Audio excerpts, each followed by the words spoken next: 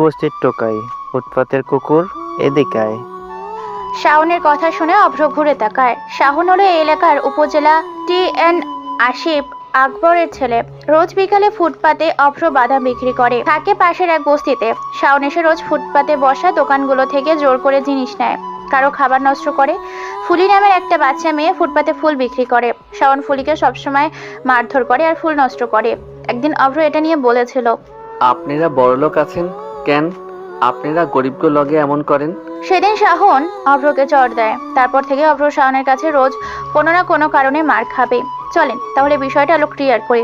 কালীবাড়ি বস্তি শহরের মাঝ বরাবর এক কোণে গাদাগাদি করে গড়ে ওঠা এক টুকরো জীবনের নামের মধ্যে একটা ভক্তিভাব আছে ঠিকই, কিন্তু বাস্তবে এখানে ভক্তি তো দূরের কথা, মানুষের বেঁচে থাকাটাই যেন একরকম যুদ্ধ। ভাঙাচোরা টিনের চাল, ছেঁড়া ত্রিপল, কচুরিপানা ঢাকা ড্রেনের গন্ধ আর পায়ের নিচে কাদা পানি, এইসব মিলিয়েই কালীবাড়ির বস্তি। প্রতিদিনের সকাল শুরু হয়। গলির ভেতরে হাঁটতে গেলে প্রথমেই নাকে এসে লাগে তীব্র নোংরা গন্ধ। ড্রেনের কালো পানি ধীরে ধীরে বয়ে যাচ্ছে, তার উপর দিয়ে লাফিয়ে লাফিয়ে যেতে হয়। গলির দুপাশে গায়ে গা লাগানো ছোট ঘর, প্রতিটি এক একটাতে পরিবার গিজগিজ করে থাকে। কপালে ঘাম, হাতে ময়লা, মুখে এক ধরনের হাল ছেড়ে দেওয়া অভিব্যক্তি। এটাই এখানে সবার অভ্যেস হয়ে গিয়েছে। এই বস্তির শেষ প্রান্তে এক কোণে খুব ছোট্ট একটা ঘরে থাকে অভ্র। বয়স 27, কিন্তু দেখতে আরো বড় লাগে। ছোটবেলায় মা হারিয়েছে, বাবাও নেই। ঋণের বোঝায় শেষ পর্যন্ত প্রাণটাই হারাতে হয়েছিল তাকে। তখন থেকে অভ্র একাই চলছে জীবনের সাথে।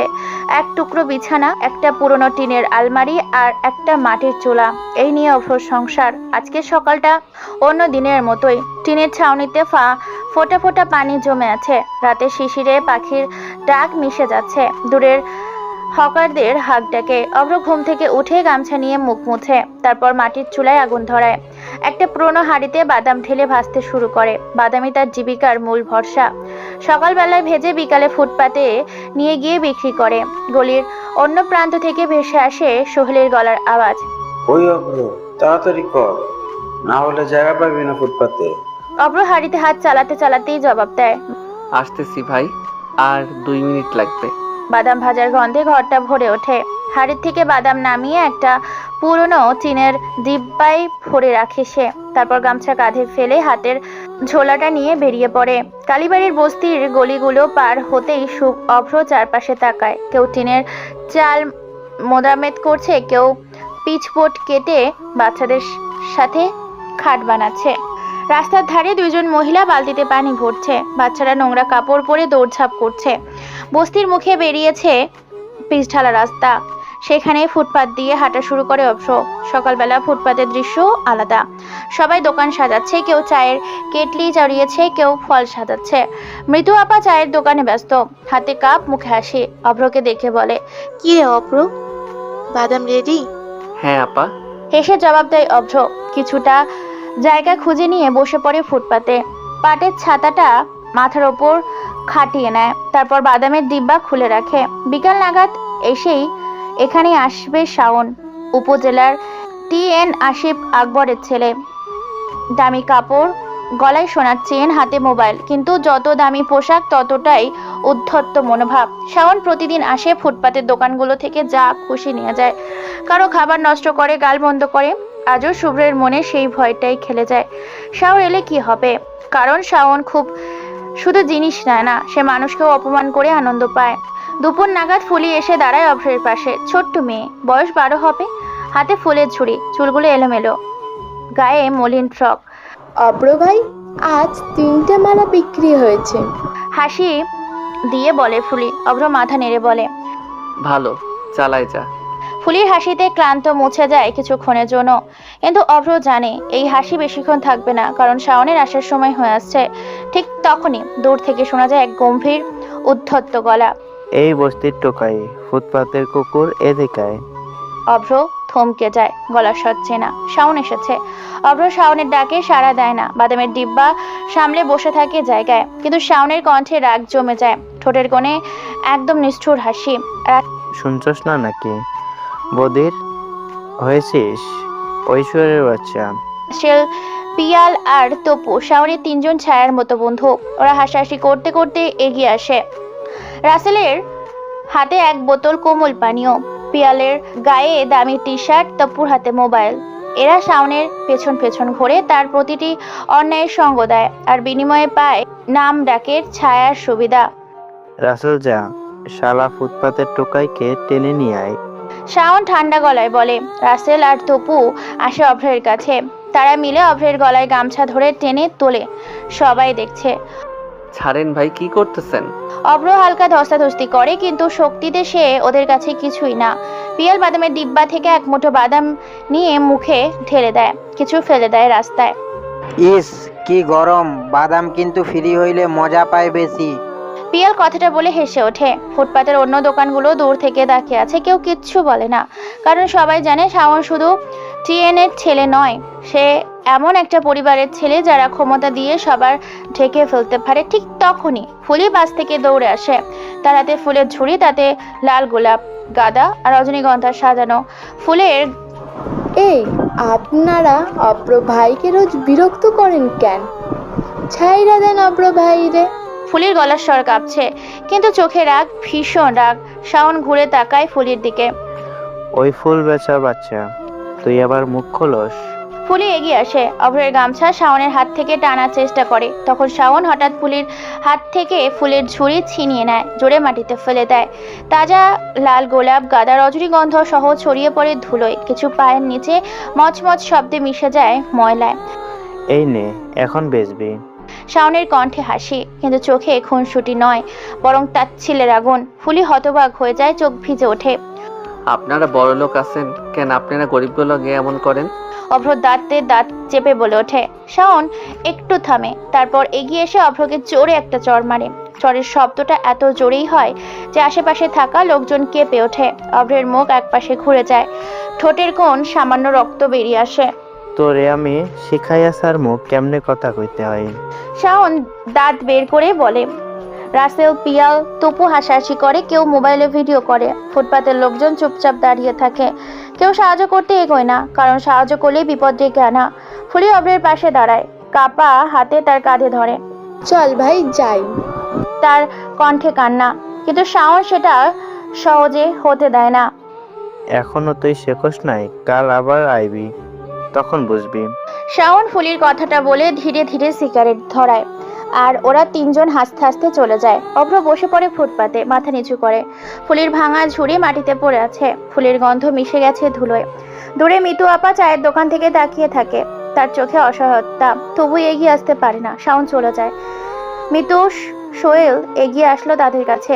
অভ্রের গালটা লাল হয়ে গিয়েছে। সোহেলের ফলের দোকানে ফুটপাতের পাশে ব্রিজের পা ঘেঁষে। জায়গাটা সারাদিনের মানুষ পূর্ণ থাকে, কিন্তু শাওন আসলে তা ফাঁকা হয়ে যায়। ঠিক আছে অব্র। হ্যাঁ ভাই, ঠিক আছে, চিন্তা কইরো না। কি দরকার ছিল প্রথম দিন ওদের সাথে লাগতে যাওয়া? ফুলিকে বিরক্ত করতো, চলে যেত, কেউ কথা বলেনি। তুই কথা বললি বলেই আজকে তোকে এসব সহ্য করা লাগছে। কিন্তু মিতু আপা, ফুলির তো কেউ নেই, তার পরিচয় জানি না। এতটুকু একটা মেয়ে কষ্ট করে ভোরে উঠে পার্কের পাঁচিল টপকে ফুল করিয়ে আনে, মালা গাঁথে বিক্রি করে বেড়ায় জ্যামে রোদের ভিতরে। ওরা এসে এমন করলে কতদিন সহ্য করুম কও? এখন দেখ কেমন লাগছে, সব তো বাদাম নষ্ট করলো। যা বাড়ি যা। অভ্র কিচ্ছু বলে না। বস্তির শেষ মাথায় অভ্র থাকে, বারান্দায় থাকে অভ্র, আর ফুলি থাকে ভেতরে। রক্তের কোনো সম্পর্ক না হলেও ফুলি অভ্রের নিজের ভাই দাবি করে। অভ্র ফুলিকে নিজের ছোট বোন মনে করে। দুজন হাত ধরে চলে যায়। এমন সময় একটা বিশাল দামি গাড়ি সেখানে চলে যায়। রাস্তার পাশে পানি জমা ছিল, গাড়ির চাকায় পানি ছিটকে এসে পড়ে অভ্রের গায়ে। অভ্র চিৎকার করে ওঠে, শালা বড় লোকের কিট, রাস্তাঘাটে মানুষকে মানুষ মনে করিস না নাকি? ঠিক তখনই গাড়িটা থেমে যায়। গাড়ি থেকে নেমে আসে সিনথি। দেখতে এতটাই সুন্দর যে ছোড়া থেকে বুড়ো সবাই হা করে তাকিয়ে থাকবে তার দেখে। সিনথির সাথে নেমে আসলো আরো দুইটি মেয়ে। সিনথির চোখে সানগ্লাস, টাইট পোশাকে যেন রাজকন্যা হবে নাই বা কেন, এমপির মেয়ে বলে কথা। তারপর ওর বাবাই তো এই বস্তি তৈরি করেছে। সিনথি নেমে বলে। কে বললো রে কথাটা? অভ্র দাঁড়িয়ে থাকে স্থির হয়ে। সিনথি এগিয়ে আসে অভ্রের কাছে। অভ্রের মাথার ওপর পানির বোতল, মুখ খুলে পানি ঢেলে দেয়। নে, মুখটা ধুয়ে দিয়েছি, এবার গাড়িটা পরিষ্কার করে দে। কেন করব? শালা আমার গাড়ি, আমার বাপের রাস্তা, যেভাবে ইচ্ছা যাবো, তোর কি? তাই বলে মানুষের কিছু হলে দেখবেন না? তুই কে রে তোর কাছে কৈফিয়ত দিতে হবে? যা ভাগ, বস্তির ময়লা। আমরা বস্তিতে থাকি বলে কি মানুষ না? সিন্ধি মেজাজ হারায়, এগিয়ে এসে অভ্রের ডান গালে জল বসিয়ে দেয়। অভ্র হতবাক হয়ে যায়। সিন্ধি বলে, নে, তোর মূল্য বুঝিয়ে দিলাম, শালা বাস্টার্ড। এরপর যদি কোনো কথা বলেছিস তোকে মেরে নর্দমায় ফেলে দিব। অভ্র আরো কিছু বলতে যাচ্ছিল, কিন্তু মিতু আর সোহেল এসে থামিয়ে দেয়। অভ্র মাথা নিচু করে চলে যায় সেইখান থেকে। ফুটপাতের এই দিকটায় প্রতিদিন বিকালেই একটা সময় আসে যখন বাতাস যেন হঠাৎ করেই ভারী হয়ে যায়। দোকানদাররা কথা বলা কমিয়ে দেয়, অনেকে অকারণে ব্যস্ত হয়ে পড়ে। কেউ কেউ এমনভাবে জিনিসপত্র গোছাতে থাকে যেন কোথাও যেতে হবে, কারণ সবাই জানে শাওন আসবে। শাওন আসে একদম সিনেমার ভিলেনের মতো হাঁটতে হাঁটতে, গায়ে ব্র্যান্ডেড জামা, পায়ে সাদা স্কেটস ও চুলে দামি জেল, হাতে মোবাইল, সাথে থাকে রাসেল, পিয়াল, টপু। তিনজনই সিগারেট টানতে টানতে হেসে গল্প করে। রাসেল মাঝে মাঝে রাস্তার থুতু ফেলে। পিয়াল চোখে সানগ্লাস লাগিয়ে সবাইকে তাচ্ছিলের চোখে দেখে, আর টপু মোবাইলের ক্যামেরা নিয়ে এদিক ওদিক ভিডিও করে, যেন এটাই তাদের বিনোদন। প্রথমে ওরা মিতু আপার চায়ের দোকানে ঢোকে। এই আপা, চা দে, আর সেই বিস্কুটটাও দে। শাওন বলে, কিন্তু টাকা দেওয়ার কথা বলে না কখনো। মিতু আপা চুপচাপ চা বানায়, ভদ্রতার হাসি দেয়, কিন্তু চোখে মুখে বিরক্তি ঢাকতে পারে না। চা এগিয়ে দিতেই শাওন এক চুমুকে অর্ধেক খেয়ে রেখে দেয় টেবিলে। এই চাতে দুধ কম। বলে ফেলে দেয় পাশের ড্রেনে। পাশের ভেলপুরির দোকানে গিয়ে রাসেল এক পাশে দাঁড়ানো ক্রেতার হাত থেকে প্লেট কেড়ে নেয়। দেখি কেমন বানাইছস। বলি খাওয়া শুরু করে দেয়। ক্রেতা কিছু বলতে চায়, কিন্তু পিয়াল তার দিকে তাকিয়ে বলে, কি সমস্যা আছে নাকি? এই ভয়টাই পুরো ফুটপাতের পঙ্গু করে রেখেছে। কেউ জানে না কখন শাওন কার গায়ে হাত তুলবে, কার জিনিস নষ্ট করবে। অভিযোগ করলে পুলিশ উল্টেও ভুক্তভোগীর পেছনে লাগে, কারণ থানায় ওসি থেকে শুরু করে অনেকেই জানে শাওন টি.এন.ওর ছেলে। অভ্র প্রতিদিন তার বাদামের ডিব্বা নিয়ে বসে থাকে, কিন্তু শাওন আসলেই বুক ধরফর করতে থাকে, কারণ বাদামই তার একমাত্র রোজগার। আর শাওন এলেই বাদামের ডিব্বা থেকে এক মুঠো নিয়ে রাস্তায় ছুঁড়ে ফেলে দেবে, কিংবা রাসেল পিয়াল মিলে সব উল্টে দিবে। আজও তাই হলো। শাওন হাঁটতে হাঁটতে অভ্রের সামনে দাঁড়ায়। কিরে টোকাই, কাল যে তোরে চর মারছিলাম, ব্যথা গেছে তো? গলার স্বরে বিদ্রুপ। অভ্র মুখ নিচু করে কিছু বলে না। শাওন হেসে রাসেলকে ইশারা করে। রাসেল ডিব্বা থেকে বাদাম তুলে রাস্তায় ফেলে দেয়। ওই কুকুরের খাবার দিলাম। বলেই হাসে তপু। ফুটপাতের লোকজন নিচু চোখে তাকিয়ে থাকে। ফুলি আজকেও একটু দূরে সব দেখছে, ঠোঁট কামড়ে চোখে জল জমেছে। তো শাওন থামতে বলার সাহস তারও নেই, কারণ সে জানে অভ্র যত প্রতিবাদ করবে তত মার খাবে। শাওন শেষমেশ 2-3টা বাদাম মুখে নিয়ে বলে, কাল আসবি না? কিন্তু আমি তো ডাকবই, না আসলে রাসেল আর পিয়াল তোরে টেনে আনবে। বলে ওরা তিনজন হাসতে হাসতে চলে যায়। অভ্র নিচে পড়ে থাকা বাদাম কুড়িয়ে আবার ডিব্বায় রাখে। হাত কাঁপছে, কিন্তু মুখে কোনো কথা নেই। মিতু আপা দূর থেকে তাকিয়ে থাকেন, চোখে সেই পুরনো অসহায়তা। সোহেল রিকশার পাশে দাঁড়িয়ে দাঁতে দাঁত চেপে বলে, একদিন এদের খেসারত দিতেই হবে। কেউ তো আসবে এখানে, সে এসে তোদের সবাইকে মারবে। দেখিনি শালা বড় লোকের বেয়াদবেরা ফুটপাতে থাকি বলে যা ইচ্ছে করবি। সোহেলের কথা কারো কানে অবধি পৌঁছায় না, কেবল সৃষ্টিকর্তার কাছে আকুতি মিনতি করে। শুভ্র তাকিয়ে থাকে শাওনের দিকে। আবের চোখে যেন আগুনের ফুলকির মতো জ্বলছে, যেন আগুন এতটাই বিশাল যেন সবাইকে পোড়াতে পারবে। বিকালের শেষ আলো ফুটপাতের ওপর এসে পড়েছে। দোকানগুলোতে হালকা ভিড় জমেছে, কেউ চা খাচ্ছে, কেউ খাচ্ছে ভেলপুরি। অভ্র তার ডিব্বা নিয়ে চুপচাপ বসে আছে। ছোট চুলা বানিয়ে বাদাম একটু একটু করে ভেজে বাদাম গরম করে রাখার চেষ্টা করছে। পাশে ফুলি তার ছোট্ট চুড়িতে গোলাপ, রজনীগন্ধা, গাঁদা ফুল নিয়ে বসেছে। আজকের বাজারে ভালো দাম আসবে বলেই আশায় বুক বেঁধেছে। ভাই, আজকে ফুল ভালো আছে, যদি একটু আগে বেচা হইতো। ফুলি হাসি দিয়ে অভ্রকে কথাটা বলে। অভ্র তাকিয়ে হালকা হাসে।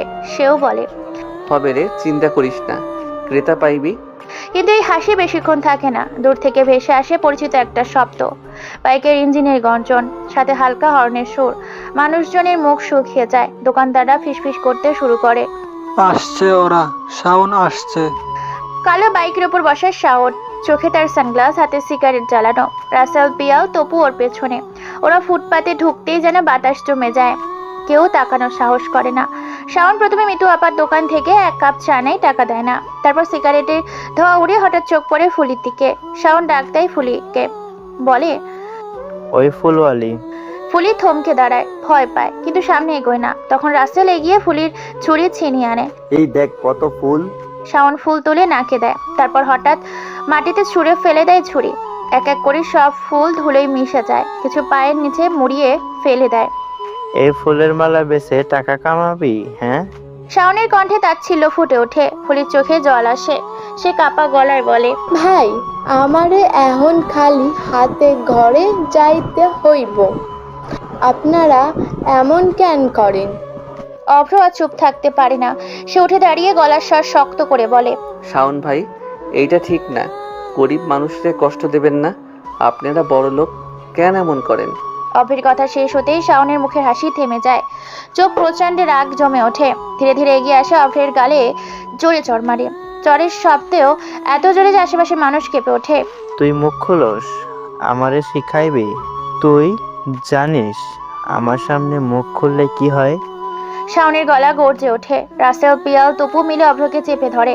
পিয়াল তার পেটে লাথি মারে, রাসেল মাথা খুশি বসায়। অভ্র মাটিতে পড়ে যায়, তবু ওরা থামে না। পায়ের জুতো দিয়ে পেটাতে শুরু করে। শেখ কেমনে বড় লোকের সাথে কথা বলতে হয়। এরপর যদি বাড়াবাড়ি করিস তোরে মেরে ফুটপাতে ফেলে যাব। তপু হাসতে হাসতে কথাগুলো বলে।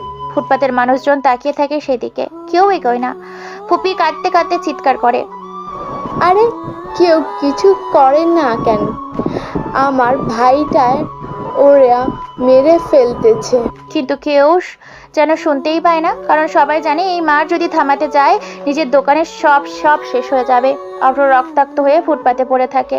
ঠোঁট ফেটে গেছে, গাল ফুলে গেছে, জামা ছিঁড়ে গেছে, শ্বাস নিতে কষ্ট হচ্ছে। শাওন সিগারেটের শেষ টান দিয়ে ফেলে দেয়, তারপর হেসে বলে, কাল আবার ডাকবো, না এলে এর চেয়েও খারাপ অবস্থা হবে, বুঝেছিস তো? ওরা হাসতে হাসতে চলে যায়। পেছনে পড়ে থাকে অভ্রের রক্তাক্ত দেহ, ফুলির ছড়িয়ে থাকা ফুলের, অভ্রের নিস্তব্ধ শরীর। ফুলি কাপা কাপা হাতে অভ্রের মাথার নিচে নিজের গামছা দেয়।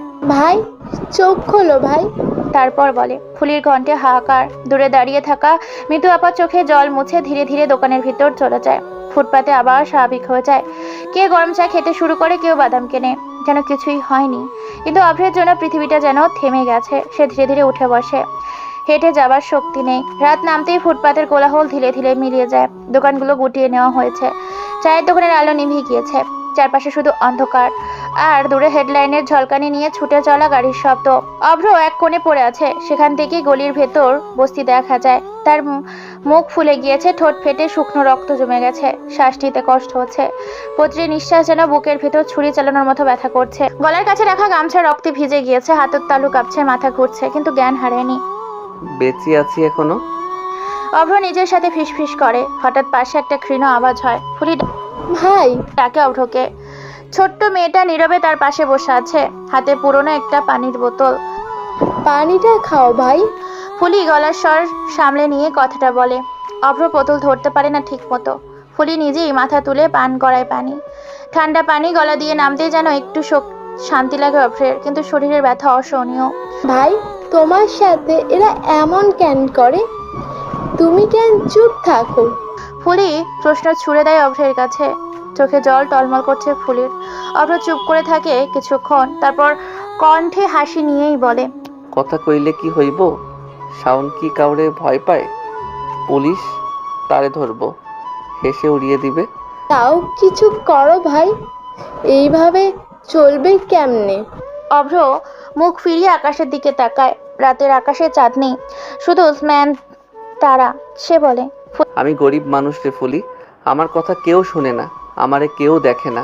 শাওনের মতো লোকের কাছে আমরা শুধু খেলনা। ফুলির বুকের ভেতর হাহাকার জমে ওঠে। সে অভ্রের ক্ষত দেখে হাত দিয়ে চাপ দেয়, তারপর বলে, ব্যথা লাগতেছে? ব্যথা পাওয়ার তো অভ্যাস হইয়া গেছে। চোখের কোণে জল জমে ওঠে অভ্রের, কিন্তু সে ফুলিকে দেখে মুখ ঘুরিয়ে নেয়, কারণ সে জানে কান্না করলে দুর্বল লাগে, অথচ ভিতরে যে আগুন জ্বলছে। একদিন এই অন্যায় থামবেই। অভ্র মনে মনে প্রতিজ্ঞা করে। বস্তির গলিতে ঢুকতে ঢুকতে ফুলি বলে, ভাই কালো যদি এরা আসে? অভ্র কিচ্ছু বলে না, তার হাসতে কষ্ট হচ্ছে। শরীরের প্রতিটা হাড় যেন ভেঙে গিয়েছে। দূরের বস্তির ছোট কুড়ো ঘরগুলোতে আলো জ্বলছে, কারোর হাঁসের ডাক, কারো হাঁড়িতে ভাতের গন্ধ ভেসে বেড়াচ্ছে বাতাসে। কিন্তু অভ্রের জন্য কোনো আলো নেই, কোনো গন্ধ নেই, আছে শুধু ব্যথা আর অপমান। গলির শেষ মাথায় পৌঁছে অভ্র মাটিতে বসে পড়ে। ফুলি কাপা গলায় বলে, চলো ভাই, আমি তোমানে ডাক্তার কাকুর কাছে নিয়ে যাই। না আমি ঠিক আছি, তুই যা, খাইয়া নে, রাত হইছে। ফুলি কিছুক্ষণ দাঁড়িয়ে থাকে, তারপর নীরবে চলে যায়। অভ্র আকাশের দিকে তাকিয়ে নিজের মনে বলে, এই জীবন কি ইহেনেই থাকবে? দূরে শোনা যায় ট্রেনের হুইসেল। শহর ঘুমিয়ে যায়, কিন্তু অভ্রের চোখে ঘুম আসে না, কারণ তার বুকের ভেতর ঘুরপাক খাচ্ছে হাজারো প্রশ্ন আর এক অন্তর ক্ষোভ। ফুটপাতের বাজার আজ অন্য দিনের মতোই ভিড় জমেছে। গরমের বিকালে হালকা বাতাস বইছে, কিন্তু মানুষের কোলাহল সেই বাতাসে শীতলা থেকে মুছে দিয়েছে। চায়ের দোকান, ভেলপুরি, ফলের স্টল, পাশের শাড়ির কাপড়ের দোকান, সব মিলিয়ে জায়গাটা যেন ছোট্ট একটা ব্যস্ত পৃথিবী। অভ্র আজও এসেছে তার ছোট্ট বাদামের ডিব্বা নিয়ে। শরীর এখন পুরোপুরি সেরে ওঠেনি। শাওন আর তার বন্ধুদের মার ধরে দাগ শরীরে নানা জায়গায়, গাল ও চোখের পাশে স্পষ্ট। পেটের নিচের ব্যথাটাও তীব্র, হাঁটতেও কষ্ট হয়। তবুও না এসে যে চলবে না, কারণ আজ বাদাম না বেচলে রাতে চুলোয় ভাত উঠবে না। অভ্র চুপচাপ গামছা দিয়ে ঘাম মুছছে। তখন হঠাৎ রাস্তার এক প্রান্ত ভিড় সরে যায়। চমকে একটা চকচকে একটা গাড়ি এসে দাঁড়ায়, কালো রঙের টেসলা। কাছে কালো ফিল্মি ভাব। নাম্বারের প্লেটের দিকে তাকিয়ে লোকজন ফিসফিস শুরু করে। দেখ, এমপি সাহেবের মেয়ে মনে হয়। হ্যাঁ, ওই সিনথি নাম না ওর, টিভিতেও অভ্র মাথা তুলল না। এমন গাড়ি রোজ আসে এই রাস্তায়, তার কোনো কাজ আসে না। তো কয়েক সেকেন্ড পর বুঝলো এই গাড়িটা শুধু দাঁড়ায়নি, গাড়ি থেকে নেমেছে সেই মেয়ে সিনথি। আজও উজ্জ্বল সাদা টপ, নীল জিন্স, চোখে দামি সানগ্লাস পরে আইফোন নিয়ে নামলো। সাথে ওর বান্ধবীরাও আছে। পেছনে একজন ড্রাইভার দরজা ধরে দাঁড়িয়ে আছে সিনথির জন্য। সিনথি এক হাতে চুল ঠিক করে চারপাশে তাকালো। বাজারের লোকদের কৌতূহলী দৃষ্টি তার দিকে, কিন্তু সিনথি তাতে অভ্যস্ত। অভ্রের চোখ হঠাৎ এক মুহূর্তের জন্য থমকে যায়, কারণ এই মুখ সে চেনে, খুব ভালো করে চেনে। মনে পড়ে যায় সেই দিনের কথা, কয়েকদিন আগের ঘটনা। বিকেলের ঝুম বৃষ্টি ছিল। ফুটপাতে অভ্র যখন বাদাম গরম করছিল, হঠাৎ সিনথির গাড়ি পাশ দিয়ে যাওয়ার সময় চাকার পানি ছিটকে পড়ে তার গায়ে। জামা ভিজে যায়, বাদামের ডিব্বায় পানি ঢুকে যায়। অভ্র চিৎকার করে বলেছিল, দেখেন না কই যাইতাছেন, গরিবের জিনিস নষ্ট করেন কেন? কিছুটা দূরে সিনথির গাড়ি থামে। সিনথি অভ্রের কথা শুনে গাড়ি থেকে নামে, সোজা ওর সামনে এসে দাঁড়ায়। তারপর অভ্রের দিকে চোখ পাকিয়ে বলে, তোর মতো রাস্তার আবর্জনাদের কথায় কান দিতে আমার সময় নেই। যা বলেছিস সরি বল। সরি কেন বলবো, দেখেন কি করছেন। সরি বলবি নাকি বাকিগুলো নষ্ট করব? দেখুন আপনি। অভ্র পুরো কথাটা শেষ করতেই পারেনি। সিনথি ঠাস করে চড় মেরে দেয় অভ্রের গালে। তারপর বাদামগুলো সব ধরে রাস্তায় কাদার ভিতর ফেলে দেয়। তারপর থেকে অভ্র সিনথিকে খুব ভালো করে চেনে। এসব থেকে ফুটপাতের কেউ এগিয়ে আসেনি। অভ্র সেদিন নিজের অপমান আর কষ্টগুলো গিলে নিয়েছিল নিজের ভেতর, চুপ করে থেকেছিল সে। আর আজ সেই সিনথি এসেছে ওর সামনে। অভ্র মাথা নিচু করেই বসে থাকে। ওর মন বলছে, দেখিস না মেয়েটার দিকে, কথাও কইস না। কিন্তু সিনথির পায়ের শব্দ ধীরে ধীরে অভ্রের কাছে আসছে। অভ্রর সামনে এসে দাঁড়ায় সিনথি। সে ভাব নিয়ে অভ্রকে বলে, এই যে বাদাম বিক্রেতা, বাদাম বিক্রি হবে? সিনথির গলায় এরকম অদ্ভুত তাচ্ছিল্য ফুটে ওঠে। সিনথি দরকার না থাকলেও কথা বলছে এমন। অভ্র নিচু চোখে মাথা নেড়ে বলল, হ, বিক্রি হবে। সিনথি ওর চশমা খুলে মুখে হালকা হাসি টেনে বলল, 200 গ্রাম দে। অভ্র গামছা দিয়ে হাত মুছে ডিব্বা থেকে বাদাম তোলার কাজ করে। তার হাত কাঁপছে, ব্যথার জন্য নাকি অন্য কিছুর জন্য জানে না। তবে এটা বুঝছে যে এই ফুটপাত, এই বস্তি সব সিনথির বাবার তৈরি। তাদের এখান থেকে বসার অনুমতিও তারই আছে। সে 200 গ্রামের পরিমাণ মেপে পলিথিন ভরে এগিয়ে দিল সিনথির দিকে। তারপর বলে, এই নেন ম্যাডাম আপনার বাদাম। সিনথি তার ফর্সা মেহেদি রঙা হাত বাড়িয়ে বাদাম নিল, কিন্তু কোনো শব্দ করে না। অভ্র কিছুটা খুশি, কারণ বড়লোকের মেয়ে বাদাম কিনছে।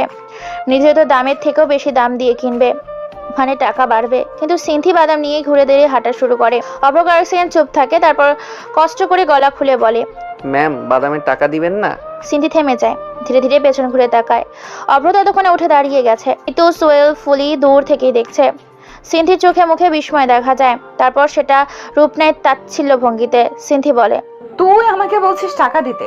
জানিস আমার বাবা না থাকলে তোরা ঠিক মতো খেতে অবধি তো দূরের কোথাও পারতিও না।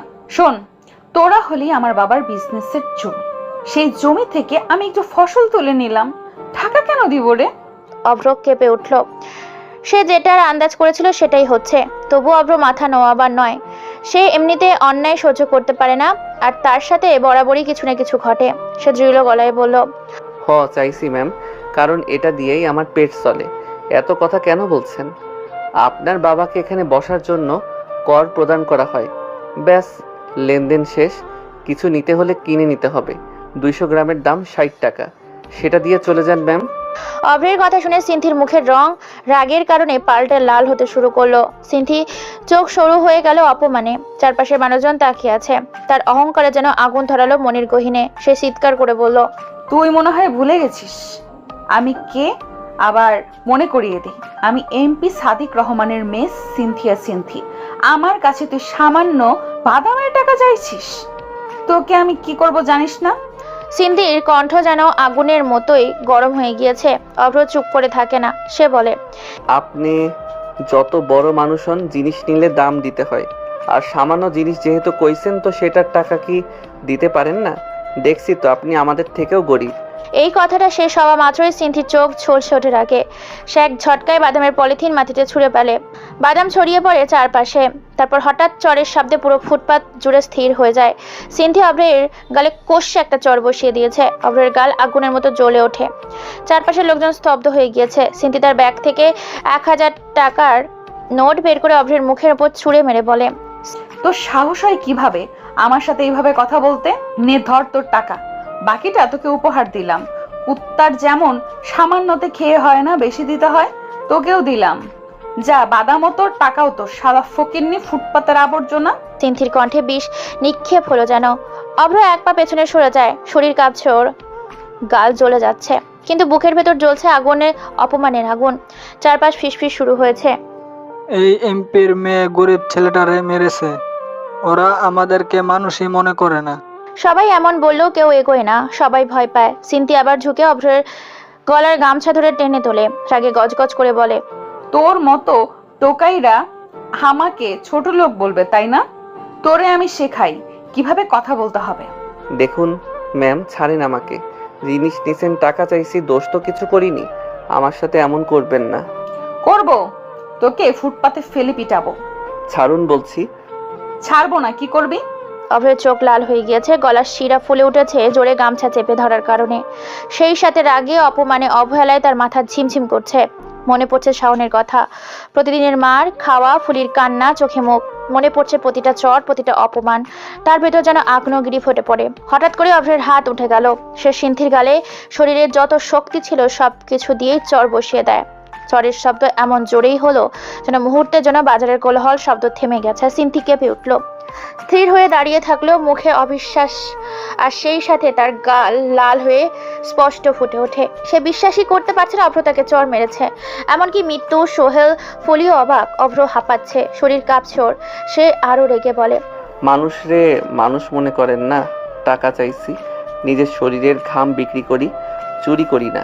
আপনাদের মতো ছোট লোকই মনোভাবও নেই যে মানুষের পেটে লাথি মেরে জিনিস নিয়ে যাবার। সেই কথাগুলো অনেক জোরেই বলে, যেন তার গলা ফেটে চিৎকার। চারপাশে লোকজন হতবাক। কেউ হা করে তাকিয়ে আছে, কেউ মোবাইল বের করে ভিডিও করছে। সিন্ধির চোখে পানি চলে এসেছে, কিন্তু সেটা রাগের, অপমানের কান্না। কেউ কখনো সিন্ধির গায়ে হাত তোলেনি, তার বাবা মাও না। অথচ রাস্তার ফুটপাতে পড়ে থাকা বস্তির এক ছেলে তাকে চর মেরেছে। সে কাপা গলায় বলল, তুই কাজটা ঠিক করিসনি। আমাকে কেউ কখনো মারেনি, তুই মরবি জানিস? মরার ভয় আমি আগেই হারাইছি। চলে যান এখান থেকে। সিন্থি পেছনে সরে গেল। এই অপমানের জবাব সে দেবেই। তার ড্রাইভার দৌড়ে আসে। সিন্থিকে ধরে গাড়িতে তুলল সে। সিন্থি যাওয়ার আগে একবার তাকায় অভ্রের দিকে, দৃষ্টিতে যেন প্রতিশোধের শপথে ভরা। গাড়ি চলে গায়ে ধুলো উড়িয়ে। অভ্র ধীরে ধীরে বসে পড়ে মাটিতে। তার বুক ওঠানামা করছে। চারপাশে লোকজন তাকিয়ে আছে নিঃশব্দে। কেউ সাহস করছে না কিছু বলতে। মৃত্যু, ফুলি, সোহেল যায় না তার কাছে। আকাশে মেঘ জমেছে। হঠাৎ বাতাস ঝাপটে এসে ছড়িয়ে দেয় বাদামের ওপর, ঝুলি উড়িয়ে দিল। অভ্র মাটিতে বসে হাঁটুর তালু দেখে হাত কাঁপছে ওর। নিজের মনেই ফিসফিস করে বলে, এটা কি করলাম? তবে যা করেছি ভালো করেছি। আর কত সহ্য করব? এর থেকে মরাই ভালো। অভ্র ভালো করে জানে এই চরের দাম দিতে হবে, আর সেই দাম হবে ভয়ঙ্কর, যা সে আন্দাজও করতে পারছে। সন্ধ্যার আলো ধীরে ধীরে ফিকে হয়ে এসেছে। শহরের সবচেয়ে অভিজাত এলাকায় দাঁড়িয়ে থাকা সাদিত সহ মানে প্রসাদ সম বাড়ি থেকে আলো ভাসছে। বিশাল লন, ফুলে ভরা বাগান, দরজার সামনে কালো কাচের 3টি গাড়ি সারিবদ্ধভাবে দাঁড়িয়ে আছে। গেটে সশস্ত্র নিরাপদ রক্ষী, যেন এক এক সময় ভয় পায় থেমে যেতে। বাড়ির ভেতর যেন স্বপ্নের মতো। সাদা মার্বেলের ফ্লোর, ক্রিস্টালের ঝাড়বাতি, দেওয়ালে ঝোলানো দামি পেইন্টিং। একপাশে লিভিং রুমে চলছে রাজকীয় আতিথেয়তা। এমপি সাদিক রহমান 50 এক মানুষ, সাদা পাঞ্জাবি পায়জামা পরে বসে আছেন সোফায়। তার শরীরের ভঙ্গি বলছেন তিনি ক্ষমতার শিখরে পৌঁছে গেছেন। সামনে টি টেবিলে চা, ফল আর কিছু দামি সিগারেট। তার সঙ্গে বসে আছে উপজেলা নির্বাহী কর্মকর্তা মনসুর আলী। টিএন পদে থাকা মানুষটির মুখে তোষামদির হাসি। তার পাশে তার ছেলে শাওন, যে কিনা কাউকেই ভয় পায় না। মসৃণ চুল, চোখে দামি সানগ্লাস ঝুলছে তার। সোফায় হেলান দিয়ে বসে শাওন নির্লিপ্ত ভঙ্গিতে মোবাইলে গেমস খেলছে। হঠাৎ করে ভারী কাঠের দরজার শব্দে খুলে যায়। তিনজন একসাথে চমকে তাকায় সেদিকে। দরজার ফ্রেমে দাঁড়িয়ে আছে এমপির একমাত্র মেয়ে সিনথি। গায়ে সাদা টপস, নীল জিন্স, কাঁধের চুল এলোমেলো হয়ে আছে। আজকের চেহারার সাথে ফ্যাশনেবল পোশাক একদমই যাচ্ছে না। আর গালে স্পষ্ট লালচে দাগ। সেই দাগগুলো আঙুলের ছাপ যেন খোদাই হয়ে গিয়েছে। মেয়ের চেহারা দেখে সাদিক রহমান হঠাৎ উঠে দাঁড়ালেন। তার চোখে বিস্ময় বড় বড় হয়ে গিয়েছে। সিনথি, এই কি অবস্থা তোর? মুখে দাগ কিসের? তো কেমন এলোমেলো লাগছে কেন? মনসুর আলী ও শাওনও হতবাক। শাওন তো মোবাইল নামিয়ে ফেললো হাত থেকে। শাওন সিনথিকে পছন্দ করে, সিনথি শাওনকে একটু একটু পছন্দ করে। তবে আজকের এমন চেহারা নিয়ে সিনথি শাওনের সামনে পড়ে গেল। সিনথি কোনো কথা না বলে সোজা হেঁটে যাচ্ছিল নিজের রুমের দিকে। তার পায়ের শব্দ যেন গোটা বাড়িটাকে স্তব্ধ করে দিল। কিন্তু সাদিকের কণ্ঠে বজ্রের মতো গজলে উঠল সিনথিকে ডেকে। দাঁড়া ওখানে, কি হয়েছে বল? তোর এমন অবস্থা কেন? কে কি করেছে? সিনথি থেমে যায় তার বাবার কথায়। তার বুক ওঠানামা করছে ভারী নিঃশ্বাসে। গলার শিরা টান টান হয়ে গিয়েছে রাগে। মুখ ঘুরিয়ে বাবার দিকে তাকায় সে। তার চোখে রাগ, অপমান আর অশ্রু একসাথে জমে উঠেছে। সিনথি কাছে চুপচাপ দাঁড়িয়ে। সাদিক এগিয়ে এলেন মেয়ের কাছে। তার কণ্ঠ হঠাৎ নরম হয়ে গেল, কিন্তু ভেতরে জ্বালাময়ী আগুন জ্বলছে। সে বলে, কি হয়েছে মা? কে করেছে এটা? কে ছুঁয়েছে আমার মেয়েকে? গালে তো চোরের দাগ। বল মা, কি হয়েছে? সিনথির চোখ হঠাৎ বাঁধ ভাঙা পানি এলো। ঠোঁট কামছে অনবরত। প্রথমে কিছু বলতে পারলো না সে। কয়েক সেকেন্ড পর সিনথি কাঁপা কাঁপা গলায় বলল, বাবা। তারপর হঠাৎ কান্নায় ফেটে পড়ল সিনথি। চোখের কোণ থেকে অশ্রু গড়িয়ে পড়ছে। সাদিক কাঁপা হাতে মেয়ের মুখ ছুঁয়ে দেখলো দাগটা। তার চোখের মনি যেন রক্তে লাল হয়ে গিয়েছে। মেয়ের এমন অবস্থা সে মানতেই পারছে না। রাগে গজগজ করে বলে, কেন? কথা বল, কে করেছে? সাদিদের কণ্ঠ স্বর ফেটে বেরোলো গর্জনে। সিনথি ভয় পায় তার বাবার এমন কণ্ঠ। তবে এবার সিনথি হাঁপাতে হাঁপাতে বলল, বাবা, এই শহরের ভেতরে যে বস্তি বানিয়ে দিয়েছো, তার পাশে যে ফুটপাতের বাজারে বসে, জানোই তো সেখানে একটা ছেলে আছে, নাম অভ্র। সে বাদাম বিক্রি করে। সিনথি এতটুকু বলে থেমে গেল কয়েক সেকেন্ডের জন্য। চোখ নামিয়ে নিল ওর বাবার সামনে থেকে। তারপর কয়েক সেকেন্ড পর মাথা তুলে বাবার চোখের দিকে তাকিয়ে কেঁদে ফুপিয়ে বলে উঠল, সে আমার গালে চড় মেরেছে বাবা। সে আমাকে ছোট লোক বলেছে। বাদাম চেয়েছিলাম বলে আমাকে অনেক কথা শোনায়, আমি কিছু বলিনি।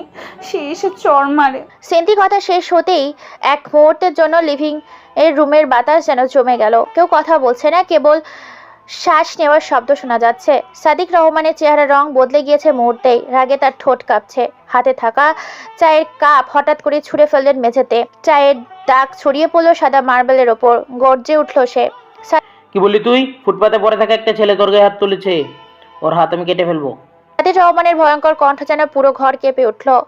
যেন জানান দিচ্ছে তাকে ভয়ঙ্কর ঝড় লুকিয়ে আছে। সিনথি নাক টেনে টেনে বলল, সে আমাকে সবার সামনে অপমান করেছে। গরিব লোক, রাস্তার টোকাই আমাকে চড় মেরেছে। আমি ও কাটা হাত দেখতে চাই বাবা। যে হাত দিয়ে সে চড় মেরেছে, আমি সেই হাত দেখতে চাই। শাওন তখন এগিয়ে আসে। তার ঠোঁটে হঠাৎ এক বিষাক্ত হাসি ফুটলো। সে ওর বাবার দিকে তাকিয়ে বলল, বাবা, ওই ছেলেটার খবর আমি জানি, মানে তাকে চিনি। ফুটপাতে বসে বাদাম বেচে, আমি তো চিনি। কয়েকদিন আগে ওরেও একটু শিক্ষা দিছিলাম, আবার দিতে হবে ভাবছি। সে অনেক বেয়াদব। মনসুর আলী গলা খাকারি দিয়ে বলল, এটা আশা করা যায় না ভাই। এমপির মেয়েকে মেরেছে, মানে প্রশাসনের গায়ে হাত দিয়েছে। ছেলেটাকে তুলে আনার ব্যবস্থা করো। তাকে ধরে এমন অবস্থা করা হবে যেন আর বাকিরা ভুলেও আমাদের দিকে চোখ তুলে তাকাতে না পারে। সাদিক রহমান ঘুরে দাঁড়ালেন ওদের দিকে। তার কণ্ঠে আর কোনো সংযম নেই। সে সরাসরি বলে, আমি আজ দেখবো কি করে কেউ আমার পরিবারের উপর হাত তোলে। ছেলেটাকে আমার চাই। সাদিক হাত বাড়িয়ে সাইড টেবিল থেকে মোবাইল তুলে নিলেন। 1 নাম্বার ডায়াল করলেন। কয়েক সেকেন্ড পর ওদিক থেকে ফোনটা রিসিভ করা হলো। রিসিভ করার পর রবিন নামের একটি ছেলে। হ্যালো রবিন, শুনতে পাচ্ছিস? স্যার। তুই এখনই 5 জন লোক নিয়ে যা বস্তির ভিতরে। ফুচকর গিয়ে ফুটপাতে বাদাম বিক্রেতা ছেলেটার নাম অব্র। আমি চাই তার শরীরের হাড় গুনতে না পারে এমন অবস্থা করবি, বুঝছিস? আর শেষ ওর কাটা হাত আমার সামনে আনবি। বুঝিনি স্যার, এখনই কাজ শুরু করছি, সময় মতো আপনার মাল পেয়ে যাবেন। ফোন রেখে সাদিক ঘুরে তাকালো শাওনের দিকে। শাওনকে বলে, শাওন, তুমিও দেখো বিষয়টা। আমি চাই তুমিও অব্রকে ধরে পিটাবে। যে ছেলে তোমার প্রিয় মানুষকে মেরেছে সে আজ রাতের মধ্যে বুঝুক এমপি সাদিকুর রহমানের পরিবারের সাথে পাঙ্গা নেওয়া মানে কি। শাওনের ঠোঁটের কোণে হিংস্র হাসি ফুটলো। সে মোবাইল পকেটে ঢুকিয়ে বলল, চিন্তা করবেন না আঙ্কেল, ওর সব অহংকার আমি আজ চূর্ণ করে দেব। সিনথি তখন সোফায় বসে কাঁদছে। তার চোখে অশ্রু ঝরছে, কিন্তু সেই অশ্রু ভেতর লুকিয়ে আছে প্রতিশোধের আগুন। মনসুর আলী হেসে সাদিককে বলল, ভাই, আপনার এলাকায় আপনার কথা আইন হিসেবে চলবে। আজকের পর কেউ সাহস করবে না এমপির মেয়ের দিকে তাকানোর। সাদিক রহমান ঠান্ডা চোখে সামনে তাকালেন। তার কণ্ঠ যেন মৃত্যুর পরোয়ানা ঘোষণা করছে। সে বলে, এই শহরে কারো সাহস হবে না আমার পরিবারের সাথে এমনটা করার। কালকে ভোরের খবরে শিরোনাম হবে না, কোনো কিছু প্রকাশ পাবে না, কিন্তু ফুটপাতের মাটিতে আজ রক্ত গড়াবে। বাড়ির বাইরে তখন রাতের অন্ধকার ঘনিয়ে এসেছে। দূরে বাজছে এশার নামাজের জন্য আজানের সুর, কিন্তু এই ঘরে পরিকল্পনা হচ্ছে রক্তের খেলা। শাওন দরজায় দিকে এগিয়ে গেল ধীর পায়ে। তার চোখে অদ্ভুত আলো, অপমানের প্রতিশোধ নেওয়ার উত্তেজনা, সিনথিকে ইমপ্রেস করার সুযোগ। আর সিনথির মুখ ঠেকে গেছে, কিন্তু ভেতরে সে জানে আজ রাতেই পর ফুটপাতে সেই বাজারওয়ালার জীবন কিছুতেই আর আগের মতো থাকবে না। রাত বেশ গভীর হয়েছে, আকাশ কালো মেঘে ঢাকা। টিপ টিপ করে বৃষ্টি নামছে, মাঝে মাঝে বিদ্যুৎ চমকে আকাশ আলোকিত হয়ে উঠছে, যেন দুঃসঙ্গের মতো অন্ধকারে সাময়িক ভেদ করেছে। বস্তির ভেতর সেই ভিজে রাস্তায় নীরবতা অন্য দিনের মতো নয়। আজ তার ভেতরে লুকিয়ে আছে আসন্ন তাণ্ডবের আভাস। অভ্র বসে আছে ঘরের ভেতর, একটা ছোট্ট টিনের ঘর, হাতে কুড়াল আর ধারালো ছুরি। ধার দেওয়ার শব্দে ঘরের ভেতর খচখচ করে প্রতিধ্বনিত হচ্ছে। এমন শব্দে মনে হয় যেন কেউ মৃত্যুর জন্য অস্ত্র সাজাচ্ছে। ফুলি দরজার পাশে বসে কাঁপছে। সে অভ্রকে এইভাবে আগে কখনো দেখেনি। তার ভাই সবসময় হাসি খুশি, চুপচাপ, সরল সোজা থাকতো। তো আজ অভ্রের চোখে জমে আছে ভয়ঙ্কর অন্ধকার, যা ফুলির বুঝতে পারছে না অভ্রের পরিবর্তন। সে ভয় পায়, অভ্রের কাছে সরে এসে প্রশ্ন করে, ভাই, এইগুলান তুমি কি করবা?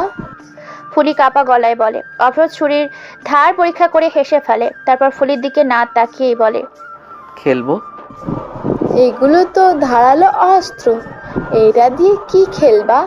মানুষ মারার খেলা, তাদের চিৎকারে খেলার আনন্দ খুঁজে পাবো। ফুলি হতভম্ব হয়ে তাকিয়ে থাকে অভ্রের দিকে। কি বলবে সে বুঝতে পারে না। কিছু সময় পর বলে, তুমি এভাবে কখনো কথা বলো না, আজ কি হয়েছে তোমার? অভ্র মুচকি এসে চুপ করে যায়। ফুলি বুঝতে পারে কিছু একটা ঘটতে চলেছে। সে আর কোনো কথা বলে না, নিঃশব্দে খাটে গিয়ে শুয়ে পড়ে। কিন্তু তার বুকের ভেতর যেন ঢেউ ছুটে বেড়ায়। ঘরের এক পাশে পড়ে আছে কালো পোশাক আর কালো মাস্ক। এগুলো অভ্র বানিয়েছে গোপনে। ফুলি জানে না, কিন্তু অভ্র জানে আজ রাত তার জীবন বাক বদল হতে চলেছে। অন্যদিকে বস্তির মেন রাস্তায় মানে ফুটপাতে দুটো কালো গাড়ি এসে থামে। গাড়ি থেকে নামে রবিন ও তার বাকি 5 জন লোক। তাদের হাতে দামি বিদেশি অস্ত্র, শরীরে দামি পোশাক, ঠোঁটে সিগারেট ধরা। বৃষ্টির ফোঁটা তাদের গায়ে পড়লেও তারা পাত্তা দেয় না। তাদের চোখে শুধু রক্ত আর প্রতিশোধের তৃষ্ণা বয়ে চলেছে। রবিন গম্ভীর কণ্ঠে বলে, অব্র নামের এক কুকুর এই বস্তিতে লুকিয়ে আছে, আজ তাকে খুঁজে বের করতে হবে। স্যার বলেছে তাকে পারলে পিস পিস করে কাটতে, বাকিটা স্যার সামলে নেবে। রবিনের কথায় যেন বিদ্যুৎ চমকানির মতো ভাব আসে। তারা হাঁটতে হাঁটতে পৌঁছায় মিতুর দোকানের সামনে। মিতু তখন অর্ধেক ঘুমের মধ্যে ছিল। বাইরে একজন সস্ত্র মানুষ দেখে তার বুক কেঁপে ওঠে। আল্লাহকে মনে মনে ডেকে ওঠে। রবিন এসে মিতুকে বলে, রবিন, ওই চায়ের দোকানি অব্র নামের ছেলেকে তুই চিনিস? হ্যাঁ, নাম তো অব্র। কোথায় থাকে সে? জানি, সে বস্তিতেই থাকে। ঘর কোনটা বলো তুমি? গর্জে ওঠে। মিতুর গলা শুকিয়ে যায়। না বলার কোনো উপায় নেই। অস্ত্রের মুখের সামনে দাঁড়িয়ে আছে কিছুক্ষণ, তারপর কাপা গলায় বলে, বস্তির শেষ মাথায় একটা ছোট্ট টিনের ঘর, ওখানেই থাকে। রবিন হেসে ওঠে। তার সিগারেটের ধোঁয়া ভেসে যায় বাতাসে। মিতু আল্লাহ আল্লাহ করে অভ্রের কথা ভাবে। চলো ছেলেরা, আজ রাত তার শেষ রাত। ছেলেটাকে বুঝাও এমপির সাথে লাগলে কি হতে পারে পরিণতি। ওরা হাঁটা ধরে। তাদের বুটের শব্দে ছপ ছপ করে কাদা মাটির ভেতর পড়তে থাকে। মিতু ভাবে, অভ্র, কেন তুই এমপির মেয়ের সাথে লাগতে গেলি? কি হবে এখন? হুট করে তুই বস্তিতে এসে থাকা শুরু করেছিলি, তোর জন্য বজ্র মায়া হয়। অভ্র ঘরে বসে সব শুনতে পাচ্ছিল না, কিন্তু তার অর্থদৃষ্টি তাকে সতর্ক করে দিচ্ছিল। সে কালো পোশাক পরে নেয়, মুখে মাস্ক লাগায়, তার চোখ দুটো এখন শীতল হয়ে গিয়েছে। বাইরে বের হয় সে, তাকে দেখলে মনে হবে সে এখন মৃত্যুর দূত। ফুলি আতঙ্কিত হয়ে বলে। ভাই তুমি কোথায় যাচ্ছ? অভ্র ধীর স্বরে উত্তর দেয়। চুপ করে থাক, কিছু শুনলেও কিছু দেখতে আসবি না। যদি আজ বেঁচে যাই, কাল তোকে নতুন জীবন দিব। এই বলে সে অস্ত্র হাতে বের হলো, দরজা আটকে দেয় বাইরে থেকে। বাড়ির সামনে এসে দাঁড়ায়, জোরে বৃষ্টির শব্দে প্রতিধ্বনিত হয়ে পড়ে। রবিন আর তার লোকজন এসে পৌঁছায় অভ্রের ঘরের কাছে। বাইরে দাঁড়িয়ে থাকা অভ্রকে দেখতে পায়। রবিন চিৎকার করে বলে, অব্রকে চিনিস? হ্যাঁ চিনি। বাড়ি কোনটা? বাড়ির কি দরকার, যখন অভ্র নিজেই তোদের সামনে দাঁড়িয়ে আছে? কি তাহলে তুই সেই বস্তির কুকুর? তোকে আজ বুঝাবো মৃত্যুর যন্ত্রণা কাকে বলে। অভ্র জবাব দেয় না। চারপাশের কথায় নিস্তব্ধতা, শুধু শোনা যাচ্ছে বৃষ্টির শব্দ। অভ্র চুপচাপ দাঁড়িয়ে আছে। একটা ছেলে এগিয়ে আসে অভ্রের কাছে, অভ্রকে মারতে যাবে। ঠিক তখনই অভ্র তার বাম হাতে থাকা ছুরিটা নিয়ে ছেলেটার বুক বরাবর বাঁ পাশে ঢুকিয়ে দেয়। ছেলেটা চিৎকার করে মাটিতে পড়ে যায়, বুক চিরে কেটে যায় অনেকটা। সবাই হতভম্ব হয়ে যায়। ওদের ভিতরে মুহূর্তেই নেমে আসে ভয়। ছেলেটার রক্তে বৃষ্টির পানিতে ধুয়ে পাশের বস্তির নালায় গিয়ে পড়ে। গর্জে ওঠো, সাবধান, ও কোনো সাধারণ খেলোয়াড় নয়। ও জানে কোথায় মারলে মরবে। রবিন গর্জে ওঠে। অভ্র কুড়াল হাতে ঝাঁপিয়ে পড়ে আরেকজনের ওপর। এক আঘাতে তার মাথা কেটে যায়। রক্ত বৃষ্টির জলে মিশে যাচ্ছে, ছোট্ট খাল তৈরি করে ফেলেছে। বাকি চারজন সাইলেন্সার লাগানো অস্ত্র তাক করে গুলি চালায়। অভ্র সরে যায় ঝাঁপ দিয়ে। রবিন বুঝে ফেলে অভ্র কোনো সাধারণ বস্তির ছেলে নয়, সে ট্রেন্ড করা একজন মানুষ। ট্রেনের ঘরে গুলির শব্দ প্রতিধ্বনিত হয়। ভিতরে ফুলি চিৎকার করে ওঠে। অভ্র অন্ধকারে ব্যবহার করে বজ্রপাতের আলোয় হঠাৎ ছায়ার মতো এদিক সেদিক সরে যায়। অভ্র এগিয়ে একজনের হাত কেটে ফেলে ছুরি দিয়ে, আর একজনের পেছন থেকে আঘাত করে। বৃষ্টির পানি, রক্ত আর চিৎকারে মিলেমিশে তৈরি হয় এক বীভৎস সিম্ফনি। রবিন দাঁতের দাঁত চেপে লড়াই চালিয়ে যায়, কিন্তু তার লোকেরা এক এক করে মাটিতে লুটিয়ে পড়ে। অভ্র কারোর ওপরই দয়া করছে না। সবাই মরে পড়ে আছে গলির ভেতর। শেষমেশ বেঁচে যায় রবিন আর অভ্র। চারপাশে রক্তে ভিজে গিয়েছে মাটিতে। ফুলি কাঁপতে কাঁপতে দরজা ফাঁক দিয়ে সবকিছু দেখছে। রবিন বন্দুক তাক করে বলে, তোকে আজ মেরে ফেলবো হারামির দল। অভ্র শ্বাস নিতে নিতে এগিয়ে যায়। তার চোখে কোনো ভয় নেই। সে কাছে এগিয়ে এসে বলে, টুইঙ্কেল টুইঙ্কেল লিটল স্টার, রক্তে ভিজেছে মাটি, মৃত্যু হয়েছে সবার। অভ্রের এমন কথায় রবিন চুপসে যায়, কারণ রবিন অভ্রকে চিনতে পারে। রবিনের সারা শরীর কাঁপতে শুরু করে দিয়েছে, কারণ অভ্র একজন যাকে নিয়ে পুরো দেশের আন্ডারওয়ার্ল্ড ভয়ে কাঁপত। এমনকি সাদিদ কতবার অভ্রকে মারার জন্য অনেক টাকা ঘোষণা করেছে, কিন্তু অভ্রকে পাবে কোথায়? রবিন বলে, ভাই। অভ্র সবাইকে মারার পর লাশের পাশেই ওই ছড়া লাইন দিয়ে লিখে রাখতো, আর সেই জন্য রবিন তাকে চিনতে পেরেছে। অভ্র বলে, তুই ভেবেছিস তুই একা শিকারী, কিন্তু আসল শিকারী আমি। রবিন নিজেকে সামলায়, কারণ সে জানে মরতে হবে। তাই অভ্রকে মারলে তারই লাভ। সে গুলি চালায়, কিন্তু অভ্র পাশে সরে গিয়ে ঝাঁপিয়ে পড়ে তার উপর। কুড়ালের এক আঘাতে রবিনের বন্দুক হাত থেকে ছিটকে পড়ে, আর তার হাতটাই কেটে পড়ে রবিনের। তাদের মধ্যে শুরু হয়ে যায় হাতাহাতি। রবিন শক্তিশালী, কিন্তু অভ্রের চোখে এসে উন্মাদ প্রতিশোধ। সে বারবার আঘাত করতে থাকে। শেষ মুহূর্তে অভ্র ছুরি দিয়ে রবিনের গলায় বিদ্ধ করে দেয়। রবিন হাঁটু গেড়ে মাটিতে পড়ে যায়। তার চোখ দুটো ফ্যাকাশে হয়ে আসে। আপনি অভ্র? ইতিহাস মুছতে আসিনি, আমি ইতিহাস হতে এসেছি, তবে সেটা এখন নয়, মরার পর। রবিনের দেহ নিস্তব্ধ হয়ে থপ করে মাটিতে পড়ে যায়। অভ্র কাটা হাত নিয়ে বাকি লাশগুলোকে ম্যানহোলের ভিতর ফেলে দেয়। বৃষ্টি থেমে আসছে। চারপাশে শুধু মৃতদেহের চিহ্ন, ভেজা মাটি আর রক্তে গন্ধে মিশে একাকার। অভ্র ধীরে ধীরে দরজা খুলে ভিতরে ঢুকে। ফুপি কাঁপতে কাঁপতে তার দিকে তাকায়। অভ্র তার মাস্ক খুলে ফেলে, চোখে অদ্ভুত জ্যোতি দেখা যায়। সে বলে, ভয় পাস না, রাত শেষ, এখন শুধু আমাদের বেঁচে থাকার পালা। কাউকে কিছু বলবি না, মনে থাকবে তো? ফুলি কিছু বলতে পারে না। তার বুকের ভেতর এখনো ভয়ের ঢেউ, কিন্তু সেই সঙ্গে আছে অদ্ভুত বিশ্বাস। তার ভাই আর আগের মতো নেই। সে এখন ছায়ার মানুষ। মৃত্যু আর ন্যায়ের মিশ্রণে তৈরি হিংস্র কেউ। বস্তির ভেতর আবার নীরবতা নামে। তবে এই নীরবতা আর আগের মতো শান্ত নয়, বরং রক্তের স্মৃতি করেছে। সকালটা ছিল অন্য দিনের মতোই স্বাভাবিক। আলোর রেখা ভেজা ছাদের ফাঁক দিয়ে বস্তি আর শহরের ওপর ছড়িয়ে পড়ছিল, কিন্তু এই সকলে কোনোভাবেই স্বাভাবিক ছিল না। রাতের তাণ্ডব এখনো বাতাসে বয়ে চলেছে, বৃষ্টির জল শুকায়নি, কাদার সঙ্গে লেগে আছে রক্তের দাগ। তবুও মানুষ তাদের মতো করে দিনের শুরু করেছে। কেউ কাজে বেরিয়েছে, কেউ চায়ের দোকানে জড়ো হয়েছে, কেউ বা স্কুলে ছেলে মেয়েদের পাঠাচ্ছে। কিন্তু সাদিকের বাড়ির সকালটা ভিন্নভাবে হাজির হলো। সকালে তাদের বাড়ির দরজায় টক টক করে শব্দ হয়। সাদিক তার মেয়ে সিনথি তখন বসে চা খাচ্ছে। বাবা কেউ এসেছে বোধহয়। সাদিক দরজা খুলে দেখে এক ডেলিভারি ম্যান দাঁড়িয়ে আছে, তার হাতে মাঝারি আকারের একটা বক্স। সাদিক সাহেব, হ্যাঁ আমি। এটা আপনার নামে এসেছে। সাদিক সই করে বক্সটা নিল, দরজা বন্ধ করে ভিতরে আসে। সিনথি কৌতূহলী নিয়ে এগিয়ে এলো। কি আছে ওটাতে বাবা? সাদিক টেবিলের বসে ছুরি দিয়ে টেপ কেটে বক্স খুললো। ভেতরে যা দেখলো মুহূর্তেই তার হাত কেঁপে উঠলো। ভিতরে একটা রক্তমাখা কাটা হাত পড়ে আছে। সিনথি আতঙ্কে চিৎকার করে ওঠে। ইস বাবা, এটা কি? সাদিকও ভয়ে চমকে গেলেও তার চোখে অন্যরকম আলো ফুটে ওঠে, কারণ তার মাথায় প্রথমে আসে এটা অভ্রের হাত। সেই অভ্র যে গতকাল রবিনের শেষ করে দিয়েছে। যদি সত্যি অভ্র মারা যায় তবে তার জন্য এটা স্বস্তির খবর, কারণ সেই তো তার মেয়ের জন্য অভ্রের হাত কেটে আনতে বলেছিল। অভ্রের হাত? সাদিদের কথায় সিনথি খুশি হয়, কিন্তু তখনই সাদিদ লক্ষ্য করে হাতের ভেতর তালুতে লাল কালি দিয়ে লেখা আছে কিছু। সে হাত উল্টে দেখে শিশুদের ছড়া।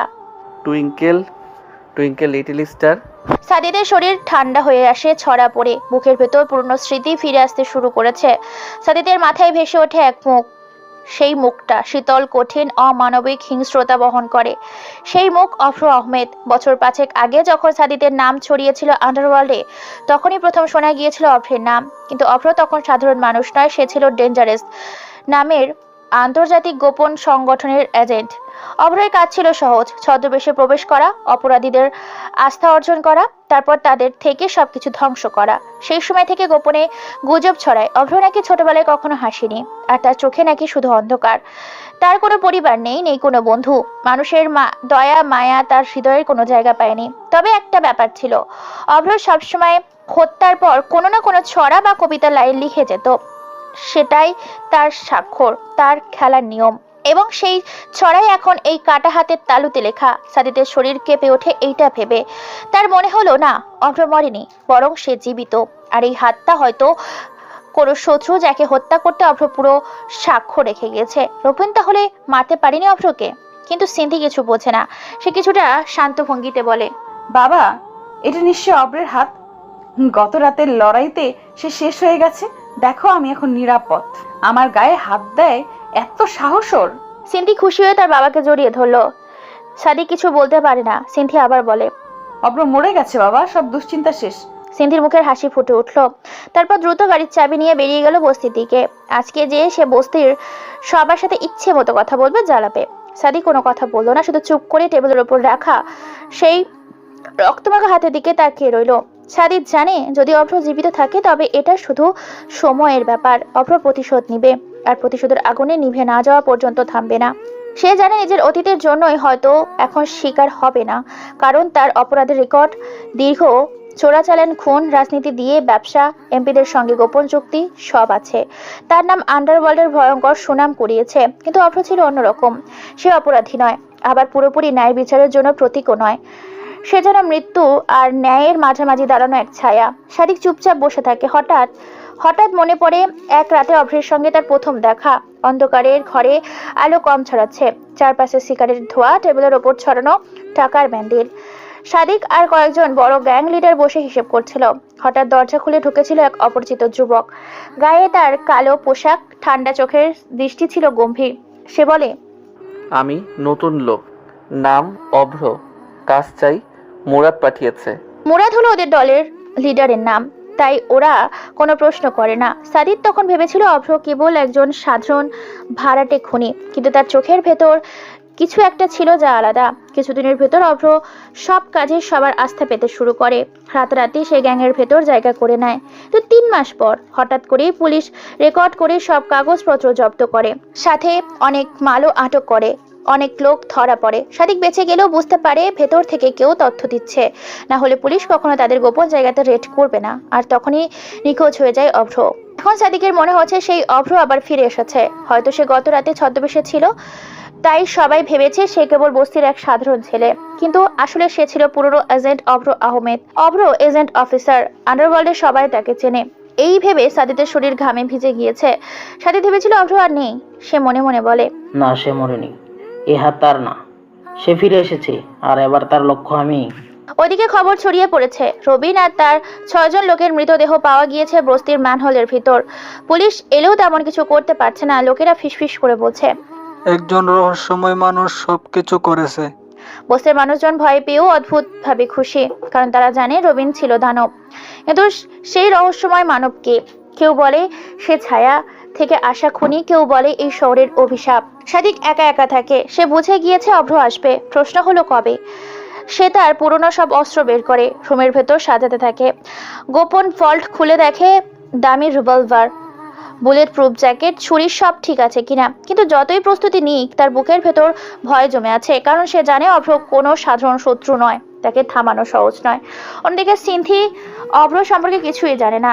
সে মলে গিয়ে খুশি মতো শপিং করেছে, নতুন পোশাক কিনেছে। সে ভাবে তার শত্রু শেষ হয়ে গিয়েছে, কিন্তু চারপাশে যে অদৃশ্য চোখ তাকে পর্যবেক্ষণ করছে সেটা সে টেরও পাচ্ছে না। কোথাও অন্ধকারের ভেতর একজোড়া চোখ তাকে অনুসরণ করছে। সেই চোখে ভয় নেই, শুধু ঠান্ডা হাসি। সিনথি বের হলো, তখনই একটা গাড়ি এসে তাকে তুলে নিয়ে চলে যায়। সিনথি চিৎকার করতে চাইলেও পারে না, মুখে ক্লোরোফর্ম দিয়ে অজ্ঞান করে ফেলে। সন্ধ্যা নামছে, শহরের আলো জ্বলে উঠেছে। সিনথি সারাদিন ফেরেনি। সাদিত তার ঘরে বসে চেয়ারে হালান দিয়ে আছে। টেবিলের ওপর এখনো রাখা আছে সেই কাটা হাত। তালুর ছড়াটা যেন বিদ্রুপ করছে। Twinkle twinkle little star. তার চোখে ভেসে ওঠে অভ্রের মুখ। সে জানে রাত আসছে, আর রাত মানে অভ্রের সময়। কিন্তু সিনথি কোথায়? সিনথিকে তুলে আনা হয়েছে একটা ঘরে, তাকে বেঁধে রাখা। ঘরটা অদ্ভুত নিস্তব্ধ, শুধু ঘড়ির কাঁটার টিকটিক শব্দ শোনা যাচ্ছে। সিনথির মাথা ধীরে ধীরে ভারযুক্ত হচ্ছে। চোখ খুলতেই সে চমকে ওঠে। সে এক অচেনা ঘরে কাঠের চেয়ারের ওপর বসে, হাত পা বাঁধা। চারপাশে ভ্যাপসা গন্ধ, পুরনো সিলিং ফ্যান ঘুরছে মাথার ওপর ধীরে ধীরে। সামনে কাঠের টেবিলে বসে আছে একজন টুপি পরা লোক।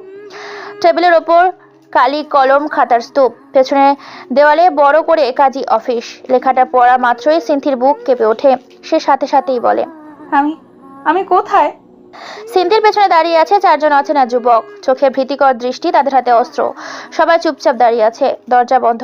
কাজী অফিসে সিনথি কেন? তাকে কেন তুলে এনেছে কে? সিনথি কাপা গলায় বলে উঠল, তোমরা কারা? আমাকে কোথায় তুলে এনেছো? জানো না আমি কে? আমার বাবা এমপি। আমাকে তুলে এনেছো।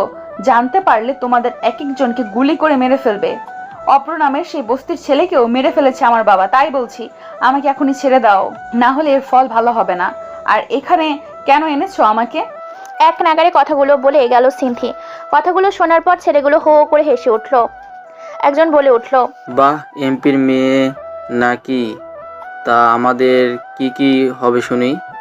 এমপি সাহেব নিজেই তো বাঁচবে না, তার আগে সে নাকি তার মেয়েকে বাঁচাবে। সিনথির বুকের ভেতর শিরশির করে উঠল ওদের কথা শুনে।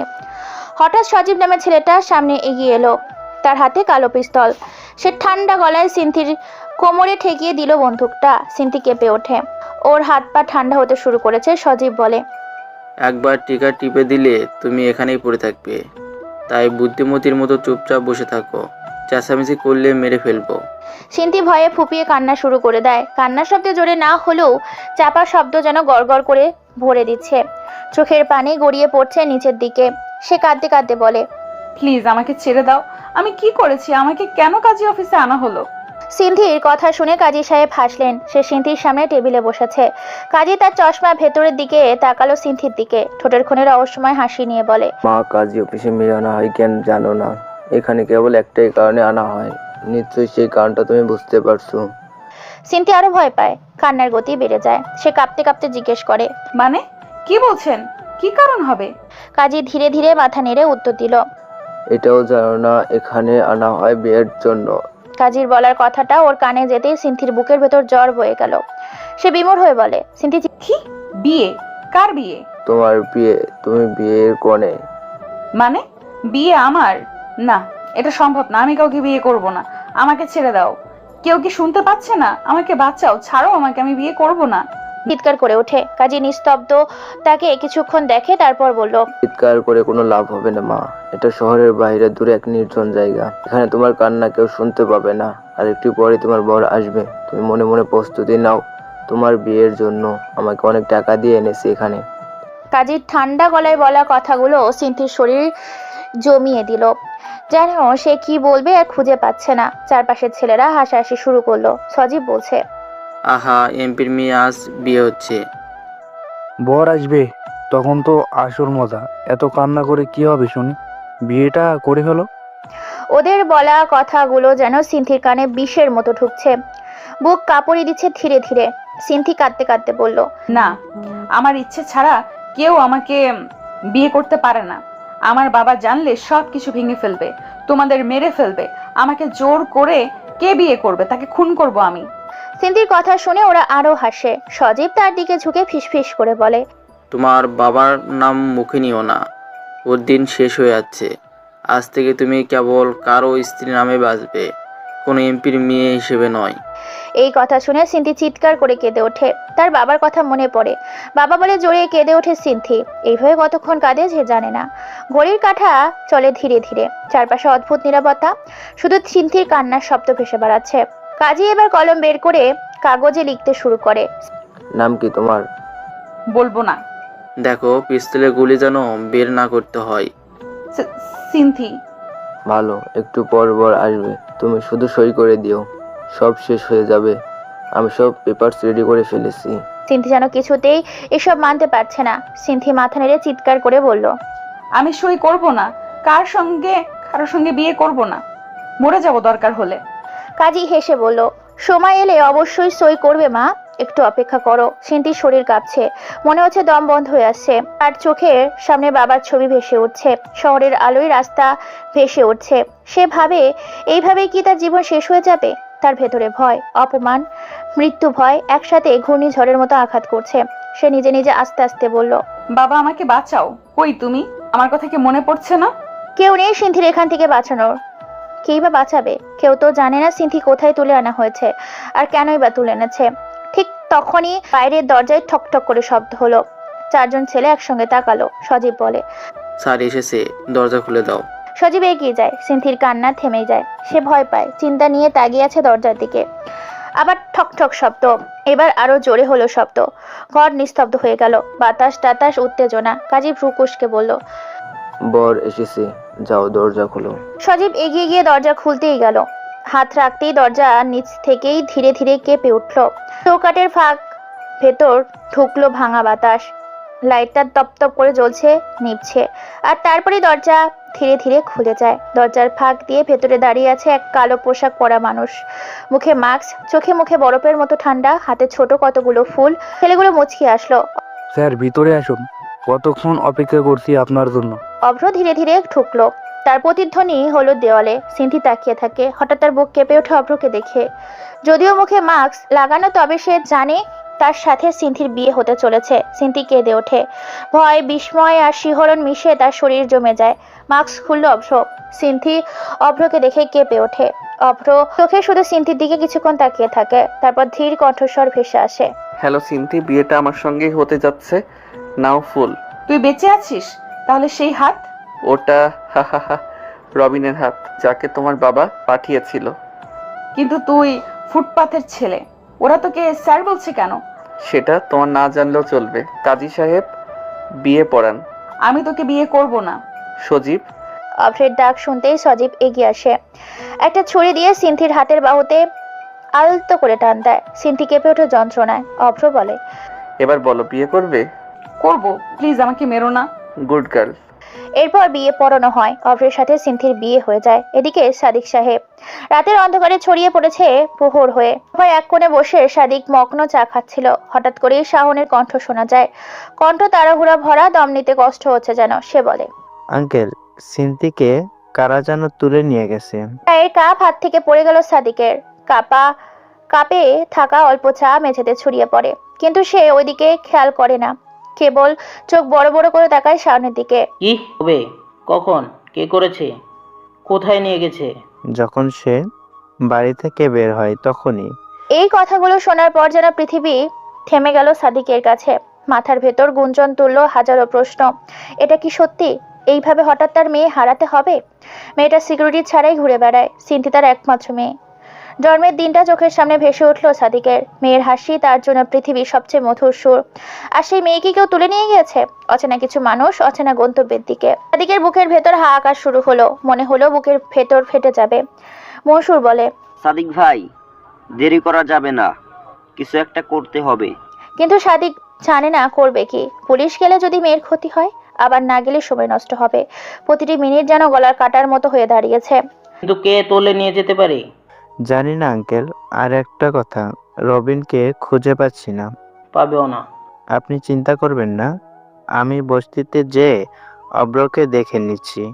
আপনি সিনথিকে খোঁজার ব্যবস্থা করেন। এটা বলে শাওন বের হয়ে চলে যায়। সাদিক থানাতে ফোন করে সিনথিকে সারা শহর খোঁজার অর্ডার দেয়। ঘরটা নিস্তব্ধ হয়ে আছে। বাড়ি থেকে সিকিউরিটি গার্ডরা বাড়ির শব্দ শোনা যাচ্ছে মাঝে মাঝে। জানালার কাজ বৃষ্টির ছাপ লেগে আছে। নতুন বাতির প্রখর আলোয় ঘরটি প্রতিটি কোণায় আলো দরদর করে বাড়ছে। সিনথি বিছানার এক কোণে বসে আছে। লাল বেনারসি এখনো শরীরে। কিছু সময় আগে কয়েকজন মেয়ে এসে সাজিয়ে দিয়ে গেছে। তো এখন মুখের কাজল ছড়িয়ে পড়েছে কান্নায়। কপাল ঘাম জমেছে। যেন সেটা তার কাছে অভিশাপ ছাড়া কিছুই নয়। কয়েক ঘন্টা আগেই তাদের বিয়ে হয়েছে অভ্রের সাথে, সেই বস্তির ছেলে। ফুটপাতে বড় হওয়া, যার নাম শুনলেই রক্ত হিম হয়ে যায় সিনথির। অথচ এখন সেই তার স্বামী। সিনথির বুকের ভেতর আতঙ্ক জমে আছে। তার মনে হচ্ছে এই দুঃস্বপ্ন আটকে আছে, এখান থেকে পালানোর উপায় নেই। হঠাৎ দরজা ঠেলে ভেতরে ঢোকে অভ্র। তার গায়ে কালো শার্ট, যার অর্ধেক বোতাম খোলা। তার চোখে জলজল করছে সে অদ্ভুত আগুন। সিনথি দরজার দিকে তাকিয়ে চমকে ওঠে। তার শরীর কেঁপে ওঠে অভ্র আসার আতঙ্কে। অভ্র এগিয়ে আসে। খবরদার আমার কাছে আসবি না। কেন? আমি তো তোমার স্বামী এখন। আমি আসবো না তো কে আসবে? স্বামী? এটা বিয়ে নয়, এটা জোর করে চাপানো ফাঁস। তুই একটা জানোয়ার। আমাকে জোর করে বিয়ে করেছিস। লজ্জা করে না কাপুরুষের মতো জোর করতে একটা মেয়ের সাথে? হেসে ওঠে অভ্র। সিনথির কথায় পাত্তা দেয় না সে। ধীরে ধীরে এগিয়ে আসে সিনথির দিকে। তার পদক্ষেপে নিস্তব্ধ ঘর প্রতিধ্বনিতর মতো বাজছে। সিনথি আরো ঘাবড়ে যায়। অভ্র বলে, জানোয়ার? ভালো বললে তো। আমি জানুয়ারি হতে চাই তোমার জন্য। তোমার ভয়ের চোখ দুটো আমার ভালো লাগছে। আরো ভয় পাও আমাকে? সিনথি এবার উঠে দাঁড়ায়। হাতে থাকা বালিশ ছুঁড়ে মারে অভ্রের দিকে। অভ্র সেটা ক্যাচ করে হাসতে থাকে। সিনথি বলে, দূরে যা, কাছে আসবি না, না হলে আমি চিৎকার করব, সবাই শুনবে। সর বলছি। অভ্র থেমে যায় না। মুখে এক তাচ্ছিলের হাসি খেলে যায়। সিনথির সাথে সাজ খেলতে বেশ মজা পাচ্ছে। অভ্র বলে, চিৎকার করে লাভ নেই। এই ঘরটা এমন জায়গায় যেখানে কেউ শুনতে পাবে না। তুই যতই চেঁচাও কেউ আসবেও না। বাধা দিলে তোমারই ব্যথা লাগবে বেশি। তাই নিচ থেকে আমার কাছে আসো। সিনথির বুক ধড়ফড় করতে থাকে অভ্রের কথা শুনে। সে দেওয়ালের সাথে পিঠ ঠেকিয়ে দাঁড়িয়ে যায়। পালানোর কোনো রাস্তা নেই। চোখ দিয়ে টপ টপ করে জল গড়িয়ে পড়ে। সিনথি বলে, তুই আমার জীবনটা নষ্ট করেছিস। আমি তোকে ঘৃণা করি, আমাকে যেতে দে। ঘৃণা? ঘৃণার আড়ালে যে আকর্ষণ লুকিয়ে থাকে সেটা তুমি জানো না সিনথি? তোমার চোখের জল, তোমার রাগ সবই আমাকে টানে। এই আজ যতই বাধা দাও আমাকে, আমি ছাড়বো না। আমাকে করা প্রতিটা অপমানের জবাব তোমাকে ফিরিয়ে দেব। অভ্র আরো কাছে আসে। সিনথি একটা চড় মারতে যায় অভ্রের গালে, কিন্তু অভ্র তার হাত দিয়ে সিনথির হাত চেপে ধরে। সিনথি ঝাটকা মেরে ছাড়তে চায়, কিন্তু পারে না। হাত ছাড়, তুই একটা জঘন্য মানুষ, ছাড় বলছি। ঘৃণ্য আমি ঠিকই, কিন্তু তবু তো তুমি কাঁপছো আমার ছোঁয়ায়। আসো, আজকে তোমাকে আদরে ভরিয়ে দেব। সিনথির আগে ফেটে পড়ে, কিন্তু কিছুতেই জোর কিছু করার নেই। সে বন্ধি এখানে। আমি কাঁপছি ভয়ে, তুই কি বুঝিস না? আমার বাবা এমপি, তোকে শেষ করে দেবে। ছাড় ভালো করে বলছি। হা হা হা। তোমার বাবা যে নিজের দুনিয়ায় ভাসছে, সে জানেই না তার মেয়ে এখন আমার কাছে। সিনথি, তুই যতই অস্বীকার করো, সত্যিটা হলো তুমি আমার বউ। আর তোমার বাবাকে পাঠাবো জেলখানাতে। কেন? সময় হলে জানতে পারবে। এখন কাছে আসো সোনা, আগে তোমাকে আদর করব, তারপর তোমাকে সব বলবো। এক ঝটকায় অভ্র সিনথিকে নিজের বুকে টেনে আনে। সিনথির নিঃশ্বাস আটকে যায়। সিনথি কাঁপতে থাকে ভয়ে। সে মোছামুছি করতে করতে বলে, ছাড় বলছি। তুই আমাকে আঘাত করেছিস, আমার ব্যথা লাগছে। আমি আঘাত করি না, আদর করি। তুমি শুধু ভুলভাবে দেখছো। একটু শান্ত হও, দেখবে কত আদর করতে পারি। অভ্র ঠোঁটে ধীরে ধীরে সিনথির ঠোঁটের কাছে যায়। সিনথির মুখ ফিরিয়ে নেয়, কিন্তু অভ্র জোর করে তাকে সোজা করায়। তাদের চোখ এক হয়। একজনের চোখে রাগ প্রীতি, অন্যজনের চোখে যেন শিকারী দৃষ্টি। সিনথি হঠাৎ ভরে ওঠে। আমি তোকে কখনো ভালোবাসবো না। আমার মৃত্যু হলেও তুই শুধু আমার ঘৃণা পাবি, আমার কাছে আসলেও কখনো বউয়ের ভালোবাসা পাবি না। অভ্র চুপ থাকে কিছুক্ষণ, তারপর সিন্থির কানের কাছে ঠোঁট এনে ফিসফিস করে বলে, সময় বলে দিবে সিনথি, ঘৃণা থেকে প্রেম জন্মায়, বুঝতে পারবে আজ নয় হয়তো কাল। অভ্র হঠাৎ ঠোঁট চেপে ধরে সিন্থির ঠোঁটে। 2 মিনিট অভ্র সিন্থির ঠোঁট যুদ্ধ চালায়। অভ্র দূরে সরে যায় না, বরং আরো শক্ত করে ধরে সিন্থিকে। সিন্থির ভেতর অদ্ভুত এক ঝড় শুরু হয়। তার রাগ, ভীতি, কান্না সব মিশে যাচ্ছে বিভ্রান্তির সাথে। কেন সে অভ্রের স্পর্শে কেঁপে ওঠে? কেন তার ভেতরে অজানা এক টান কাজ করে? সে নিজের মনকে গালি দেয়, না আমি দুর্বল হব না। কিন্তু তার ঠোঁট কাঁপছে, চোখে জল অনবরত নামছে। সিন্থির শরীর শিথিল হয়ে আসছে ধীরে ধীরে। অভ্র তার ঠোঁট ছেড়ে দেয়, তারপর বলে, তোমার ঠোঁট তো হেব্বি মিষ্টি, তুমি যতই বলো আমি জানোয়ার, আমি ফুটপাতের ডাস্টবিন, তবু আজ থেকে আমি তোমার সব কিছু, তোমার কান্না, তোমার রাগ, এমনকি তোমার নিঃশ্বাসও আমি। সিন্থি হঠাৎ ভেঙে পড়ে কান্নায়। অভ্র তাকে বুকের সাথে চেপে ধরে রাখে। দীর্ঘক্ষণ ঘটনার শুধু নিঃশ্বাস আর কান্নার শব্দ ভেসে বেড়ায়। সিন্থি ক্লান্ত হয়ে পড়ে, তার প্রতিরোধ ভেঙে যায়। ভেতরে ভয় রয়ে গেলেও শরীর দুর্বল হয়ে এসেছে। শেষমেশ সে শুধু ফিসফিস করে বলে, আমি তোমাকে ঘৃণা করি অব্র, তবুও তোমাকে ঠেকাতে পারছি না কেন? আমার শরীরের ক্লান্তি কেন? অভ্র বিছানায় ফেলে দেয় সিন্থিকে, তারপর গা থেকে একটানে সিন্থির শাড়ি খুলে ফেলে। তারপর অভ্র তার চুলে হাত বুলিয়ে বলে, কারণ ঘৃণার আড়ালে লুকিয়ে থাকে প্রেম। এখনো সেটা বুঝতে পারোনি, কিন্তু আমি বুঝি। বাতাসে আবার বৃষ্টির গন্ধে মিশে আছে। ঘরটায় নেমে আসে আরো নিস্তব্ধতা। দুজনের মধ্যে যেন অদ্ভুত খেলা শুরু হয়, ভয় আর আকর্ষণের, ঘৃণা আর টানাপ্রণের। ঘরটা আবারও নিস্তব্ধ হয়ে যায়। সিন্থির শক্তি নেই অভ্রকে থামানোর, সে শুধু জোরে জোরে শ্বাস নিচ্ছে। ঘরের ভেতরে একটা হ্যাজাক বাতির কম আলোয় সিন্থির মুখ স্পষ্ট দেখা যায়। সে মুখে ভয়, কান্নার অদ্ভুত কৌতূহল মিশ্রিত লেগে আছে। অভ্র ধীরে ধীরে এগিয়ে আসে, তার চোখে অদ্ভুত শীতলতা। সিন্থির বুক ধড়ফড় করতে থাকে। সে আজ করতে পারে না সামনে কি হতে যাচ্ছে। হঠাৎ অভ্র হাত বাড়িয়ে তার নাকটা চেপে ধরে, টেনে আনে নিজের কাছে। সিন্থি অবাক হয়ে তাকিয়ে থাকে। অভ্রর ঠোঁটে হালকা হাসি খেলে যায়। সে বলে, কি হলো, ভেবেছো আমি তোমাকে খেয়ে ফেলবো? হা হা হা। সিন্থির ঠোঁট কাঁপতে থাকে। সে কোনো উত্তর দিতে পারে না। অভ্রর এই খেলা তার কাছে ভয়ানক অস্বস্তিকর লাগছে। তার বুক থুকফুক করছে। এক মুহূর্তের জন্য মনে হলো অভ্র সত্যি ভয়ঙ্কর কিছু করতে যাচ্ছে। অভ্র ধীরে ধীরে তার আঁচলটা টেনে নেয়, তারপর গলার চেন খুলে ফেলে। সিন্থির শরীর হিম হয়ে আসে, কিন্তু হঠাৎ অভ্র থেমে যায়।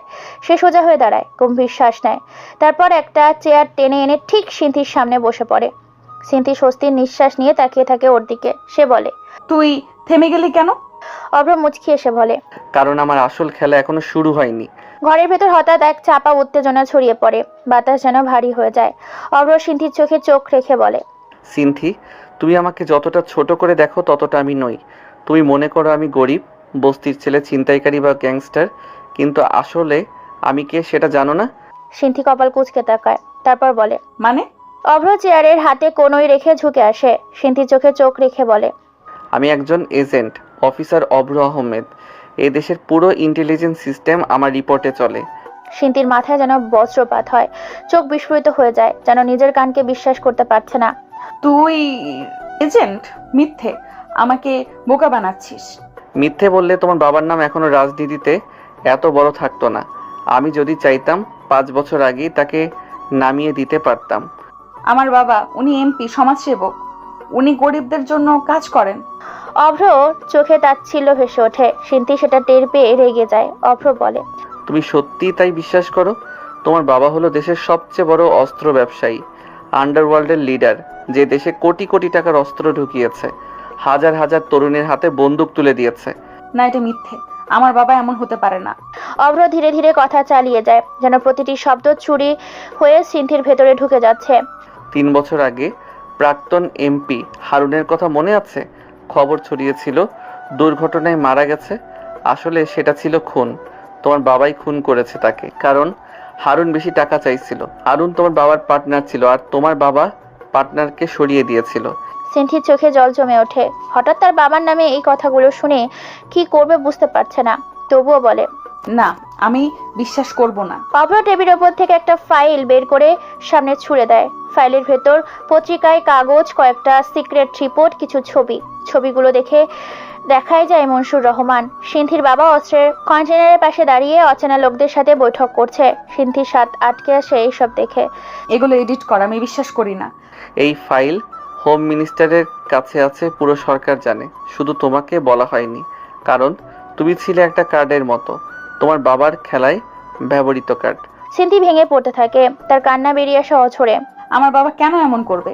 আমি তো ভেবেছিলাম উনি ভালো মানুষ। তোমার বাবা তোমাকে বিয়ে দিতে চেয়েছিল শাওনের সাথে, জানো কেন? কারণ শাওনের বাবা মনসুর কোটি কোটি টাকা ইনভেস্ট করেছে অস্ত্রের ব্যবসায়, তুমি ছিলে শুধু ডিল ফাইনাল করার মাধ্যম, একটা টোকেন। সিনথি মুখ চেপে কাঁদতে থাকে, এমনটা সে কখনো আশা করেনি। অভ্র চেয়ার ছেড়ে উঠে দাঁড়ায়, জানলার পাশে দাঁড়িয়ে কণ্ঠ শীতল দৃঢ়তা নিয়ে বলে, আমি মিশনে এসেছিলাম তাকে ধ্বংস করতে। বস্তির ছেলে, গ্যাংস্টার সব ছদ্মবেশ ছিল। আসল উদ্দেশ্য ছিল আন্ডারওয়ার্ল্ডের ভেতরে ঢুকে প্রমাণ জোগাড় করা। 5 বছর ধরে আমি সেই খেলা খেলেছি, কিন্তু সে থামে, ঘুরে তাকায় সিনথির দিকে, তারপর বলে, কিন্তু তোমাকে দেখে খেলা বদলে গেল। সিনথি চমকে তাকায়, চোখে জল চিকচিক করছে। সে তৎক্ষণাৎ বলে, মানে? অভ্র এগিয়ে এসে ধীরে ধীরে বলে, অনেক ভয় পেয়েছো, আমাকে খারাপ মনে করছো, গরিব বস্তির ছেলে মনে করো। আসলে সিনথি, আমি হলাম র এজেন্ট অফিসার। এদেশের পুরো র প্রশাসন আমার কথা মতো চলে। হোম মিনিস্টারের কথায় আমি একটি মিশনে নামি। 5 বছর ধরে সেই মিশনে ছিলাম। মিশনটা হলো তোমার বাবাকে নিয়ে। সব প্রমাণ এখন আমাদের কাছে। আসলে মিশনটা 5 বছর ধরে নয়, বরং নিজেকে এই বস্তির ছেলে আন্ডারওয়ার্ল্ডে প্রবেশ করে ছদ্মবেশে গ্যাংস্টার হওয়ার সময়টা হলো 5 বছর। তোমার বাবা আন্ডারওয়ার্ল্ডের একজন লিডার, তার মাধ্যমে দেশে অস্ত্র ঢোকে। তোমার মনে আছে 3 বছর আগে প্রাক্তন এমপি হারুন মারা যায়? খবরে বের হয়েছিল গাড়ি অ্যাক্সিডেন্টে মারা গেছে। আসলে সেটা মিথ্যা। তোমার বাবা তাকে মেরে ফেলে, কারণ হারুনও ছিল পার্টনার। কিন্তু বেশি টাকা দাবি করাতে তোমার বাবা মেরে ফেলে। শাওনের সাথে তোমাকে বিয়ে দিতে চাই কেন জানো? কারণ মনসুর এই অস্ত্রের জন্য কোটি কোটি টাকা ইনভেস্ট করে তোমার বাবার বিজনেসে। এই জন্য তোমার বাবা তোমাকে দিয়ে বিজনেস বাড়াতে চায়। তোমার বাবার সবার সামনে নিজেকে ভালো প্রমাণ করে, কিন্তু সে আসলে একজন গ্যাংস্টার। আমি সেখানে মাফিয়া হয়ে ঢুকি, তারপর প্রথমে ওদের সব ইনফরমেশন পাঠাই হোম মিনিস্টারের কাছে। সেদিন 10 কোটির অস্ত্র সহ তোমার বাবার কতগুলো লোক ধরা পড়ে, তবে তিনি সাবধান হয়ে যায়, আরও গোপনে কাজ করে। এই জন্য চেয়েছিলাম আবার মিশনে মানে গ্যাংস্টার হয়ে যাব, তবে তিনি চিনতে পারত। তাই বস্তিতে এসে থাকতে শুরু করি। খোঁজ নিয়ে জানতে পারি তুমি সেখানে প্রায় সময়ই আসো। তোমাকে কিডন্যাপ করে তোমার বাবার থেকে সব স্বীকারোক্তি নিব, এটাই প্ল্যান ছিল। কিন্তু তোমাকে প্রথম দেখাতে ভালোবেসে ফেলি। তাহলে সবটাই সত্যি? হ্যাঁ, আর তুমি চাইলে এখনই চলে যেতে পারো, কিন্তু মনে রেখো তোমার বাবা যদি বেঁচে যায়, হাজারো নিরীহ মানুষ মরবে। কিন্তু চুপ হয়ে যায়, বুক কাঁপছে তার, অথচ মনে হচ্ছে ধীরে ধীরে সে অভ্রের ভেতরকার অসহ্যকর একটা মানুষকে দেখতে পাচ্ছে, যে গরিব বস্তির ছেলে নয়, বরং দেশ বাঁচানোর জন্য নিজের জীবন বাঁচিয়ে রেখেছে। তার চোখে ভেসে ওঠে অভ্রের দৃঢ় চাহনি। এটা হঠাৎ সৎ কণ্ঠস্বর। সিনথি আস্তে করে বলে, আমি তোমাকে ঘৃণা করতাম, ভেবেছিলাম তুমি জানোয়ার, কিন্তু এখন জানি না কেন মনে হচ্ছে তুমি অন্যরকম। তবে একটা জিনিস দেখছি, আমার বাবা প্রায়শই বাড়ির গোপন একটি সিক্রেট গুদাম ঘরে যেতেন, কারণ জিজ্ঞাসা করেছিলাম, উনি বলেছিলেন গরিবদের জন্য আসা খাদ্য, চাল ডাল এসব আছে। হে হে হে, ধন্যবাদ। এই ইনফরমেশনই তো দরকার ছিল। আর ঘৃণা ধীরে ধীরে মুছে যাবে। সিনথি, তুমি সময় দাও, শুধু দরজা খোলা থাকবে। তুমি যেতে পারো, শেষ মিশনে যাচ্ছি, ফিরে এসে দেখবো হয়তো তুমি চলে গেছো। অভ্র কথাটা বলে সেখান থেকে চলে যায়। সিনথির বুকটা কেমন যেন শূন্যতায় ভরে ওঠে। অভ্রকে তবে সে সত্যিই ভুল বুঝেছিল। সাদিক সাহেবের দোতলা বাড়ির চারপাশে কড়া নিরাপত্তা। বহু বছর ধরে এই বাড়িতে কেউ সাহস করে তল্লাশি চালাতে আসেনি, কারণ ক্ষমতা, টাকা আর ভয়ের দাপটে সবাই চুপ থাকে। সাদিকের মুখের দিকে তাকালে অনেকে ভয়ে ঘামতে শুরু করতো, কিন্তু আজ হঠাৎ সাত সকালে অদ্ভুত কিছু ঘটে গেল। তার বাড়ির সামনে রাস্তায় পুলিশের সাইরেন বাজতে থাকে। এরপর একে একে কালো রঙের গাড়ি এসে থামায় সাদিকের বাড়ির সামনে। গাড়ি থেকে নেমে আসে সশস্ত্র সিআইডি সদস্যরা। লোকজন দূর থেকে দাঁড়িয়ে তাকিয়ে দেখছে, যেন ইতিহাসের কোনো দৃশ্য তারা প্রখ্যাত করছে। বাড়ির সামনে দাঁড়িয়ে থাকা সাদিকের দেহরক্ষীরা হতবাক হয়ে যায়। এত বড় বাহিনী, এতদিনের প্রভাবশালী এমপির বাড়িতে রেড। বাড়ির প্রধান গেট ঠেলে ভেতরে প্রবেশ করে অফিসার ফারাদ। লম্বা কড়া চাহনির মানুষ, গলায় ওয়্যারলেস ঝুলছে, পেছনে দাঁড়িয়ে আছে তার দল। সোজা এসে ড্রয়িং রুমে দাঁড়িয়ে থাকা সাদিদের সামনে থামে ফারাদ। আপনারা? সিআইডি। কিন্তু এখানে কেন? হোম মিনিস্টারের অর্ডারে কেন? রেড করার অর্ডার পেয়েছি। সাদিক ভ্রু কুচকে তাকায় অফিসারের দিকে। গলা কাঁপতে শুরু করেছে ওর। কাঁপা গলায় বলে, কি হোম মিনিস্টার? আপনি কেন আমার বাড়িতে রেডের অর্ডার দেবেন? কারণ তার হাতে আপনার সব অপরাধের প্রমাণ আছে। সব মিথ্যা। আমি তার অধীনে একজন এমপি। কি যাতা বলছেন? মিথ্যে? তাই নাকি সাদিক সাহেব? তাহলে সত্যটা কি? ঠিক সেই মুহূর্তে দরজা দিয়ে ভেতরে ঢোকে অভ্র। সবাই চমকে তাকায় অভ্রের দিকে। তার চোখে অদ্ভুত এক শীতল দৃঢ়তা দেখা যায়। অভ্র পাশে মিডিয়ার লোকরা উপস্থিত, হাতে তাদের ক্যামেরা। সবকিছু লাইভ দেখানো হচ্ছে টেলিভিশনে। অভ্রের প্রবেশ পরিবেশ হিম হয়ে যায়। মশুরের ছেলে শাওন হঠাৎ ছুরি হাতে অভ্রের দিকে ঝাঁপিয়ে পড়ে। অভ্র এক ধাক্কায় দিয়ে ঘুষি মারে শাওনকে। শাওন ছিটকে পড়ে দেওয়ালে মাথা ঠুকে মেঝেতে লুটিয়ে পড়ে। সাদিকের জন্য অন্য লোকেরা ভয়ে পিছিয়ে যায়। কেউ সাহস পায় না সামনে আসতে। সাদিকের কণ্ঠ কেঁপে ওঠে। অব্র, তুমি? হ্যাঁ, আমি। চিনতে পারছেন? আমার এক সময় ডান হাত। হ্যাঁ, তবে আমি তো র এজেন্ট। তাহলে তুমি সব প্রমাণ হোম মিনিস্টারকে দিয়েছো? হ্যাঁ। কিন্তু তার প্রমাণ কি? সত্যতা কি? অনেক কিছু ভিডিও আছে, ছবি আছে। তো আমার স্বীকারোক্তি? আমি কিছুই স্বীকার করব না। অভ্র তার ঠোঁটে সেই শীতল হাসি ধীরে ধীরে এগিয়ে নিয়ে আসে সাদিকের দিকে। সবাই ভেবেছিল সে হয়তো সামনে মিডিয়ার সাথে কথা বলবে, কিন্তু অভ্র হঠাৎ ঝুঁকে পড়ে সাদিকের কানে, মুখ এনে বলে, স্বীকার করলে আপনার মেয়ে বেঁচে যাবে, না হলে তাকে বিদেশি মাফিয়াদের কাছে বিক্রি করে দেব। সে কিছুই জানে না। আপনার মেয়ে হয়তো পরে আপনাকে ছাড়াতে আসবে, হয়তো পারবেও না। তাকে অস্ত্রধারী 4 জন লোক ঘিরে রেখেছে। দেখবেন, স্বীকার না করবে সে হয় মরবে, নয়তো বিক্রি হয়ে যাবে।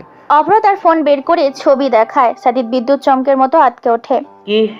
আমার মেয়ে তোর কাছে? কি করেছিস ওর সাথে? আর মেয়েকে ছেড়ে দে। মা মরার পর আমি ওকে বড় করেছি। অভ্র সোজা হয়ে দাঁড়িয়ে যায়। কণ্ঠে কোনো আবেগ নেই। সে সোজাসুজি বলে, চিৎকার করে লাভ নেই। স্বীকার না করলেও সমস্যা নেই। আপনার অপরাধের ভিডিও, ডকুমেন্টস, অস্ত্র লেনদেনের প্রমাণ সহ এর কাছে আছে। এখন বাকিটা আপনার কাছে। স্বীকার করব, তবু আমার মেয়েকে ছেড়ে দাও। মিডিয়ার ক্যামেরা মুহূর্তেই ধরে রাখে। সারা দেশ দেখছে, কোটি কোটি দর্শক টিভি স্ক্রিনে তাকিয়ে। সাদিক প্রথমে চেষ্টা করে অস্বীকার করতে, কিন্তু অভ্র ইশারায় হাত নাড়াতে অফিসার ফারাদ সেদিকে তাকায়। একটা দেওয়ালে টানানো ছবি বেঁকে আছে। ফারাদ এগিয়ে যায়। অভ্র সেটা সরাতে বলে। অভ্র সরাতেই দেখে একটা দরজা। সেটাই সিক্রেট গুদাম ঘর। ফারাদ সেই ঘরের গেট খুলে বিশাল গোপন গুদাম থেকে ক্রেটের পর ক্রেট অস্ত্র টেনে আনে। রাইফেল, পিস্তল, গ্রেনেড সব সাজানো আছে। কোটি কোটি টাকার মাল। ক্যামেরা সরাসরি সম্প্রচার হয় এসব। সাংবাদিকরা হইচই শুরু করে দিল। এমপি সাদিকের বাড়ি থেকে অস্ত্র উদ্ধার। সারা দেশ জেনে যায়। সাদিক তখন ভেঙে পড়ে। মুখে তার কথা জোটে না। অভ্র ইশারায় ফাহাদ এগিয়ে এসে সাদিকের হাতে শিকল পরিয়ে দেয়। অভ্র এগিয়ে এসে ফিসফিস করে বলে, আপনার মেয়ের সামনে আজ আপনি ভেঙে পড়লেন। আপনার অভিনয় শেষ। টেলিভিশন স্ক্রিনের সামনে বসে আছে সিনথি। একটা লোক এসে বেশ কিছু সময় ধরে টিভি অন করে দিয়ে গিয়েছে। সিনথি যায়নি অভ্রের বাড়ি থেকে। তার বাবার এমন কীর্তি দেখে তার মুখে হতবাক অভিব্যক্তি, কান্নায় ভিজে গিয়েছে চোখ। সে দেখছে এই মহান বাবা, যাকে সে আদর্শ ভাবত, আজ সবার সামনে এক অপরাধী হিসেবে ধরা পড়েছে। আর অভ্র, যাকে সিনথি ঘৃণা করতো, বস্তির ছেলে ভেবেছিল, আজ তার চোখে নায়ক হয়ে উঠেছে। তার বুক কেঁপে ওঠে। অজান্তেই মনে মনে বলে, তুই আসলে অন্যরকম অভ্র। সন্ধ্যার দিকে অভ্র ঘরে ফিরে এলো। সিনথি নেই। অভ্র ভাবে চলে গিয়েছে। অভ্রের মন খারাপ হয়। মেয়েটাকে সে সত্যিই ভালোবেসেছিল। মন খারাপ করে সে ছাদে চলে যায়। এ বাড়িতে ফুলিকেও এনেছে অভ্র। ছাদে উঠতেই দেখতে পায় সিনথি দাঁড়িয়ে আছে ছাদের এক কোণায়। সে নীরবে কাঁদছে। চোখের পানি চিকচিক করছে আলোতে। অভ্র গিয়ে বলে, তুমি যাওনি? সিনথি ঘুরে অভ্রকে জড়িয়ে ধরে। তারপর কাঁদতে কাঁদতে বলে, কোথায় যাব? এটাই তো আমার ঘর। বিয়ে হয়ে গেছে আমার। তাছাড়া বাবা তো নেই। কেন এমন হলো আমার সাথে? কেউ নেই আমার। কে বলেছে? আমি তো আছি, এই যে রাতের সাথে। তুমিও যদি এমন করে চলে যাও? না, কখনো যাব না। তোমাকে ভালোবাসি যে বড্ড। আমি সরি, তোমাকে না জেনে অনেক অপমান করেছিলাম। সেসব ভুলে গিয়েছি। তবে শাস্তি যদি পেতে চাও তাহলে বলো। আচ্ছা, কি শাস্তি দিবা বলো? আজ সারা রাত আদর দিতে হবে। তোমার ঠোঁটে লম্বা চুমু খেতে চাই। ইস, ফাজিল লুচ্চা ছেলে। তোমার বড়ই তো। সিনথি হাসে। অভ্র ঠোঁট এগিয়ে দেয়। সিনথি এবার অভ্রের ঠোঁটে ঠোঁট এক করে দেয়।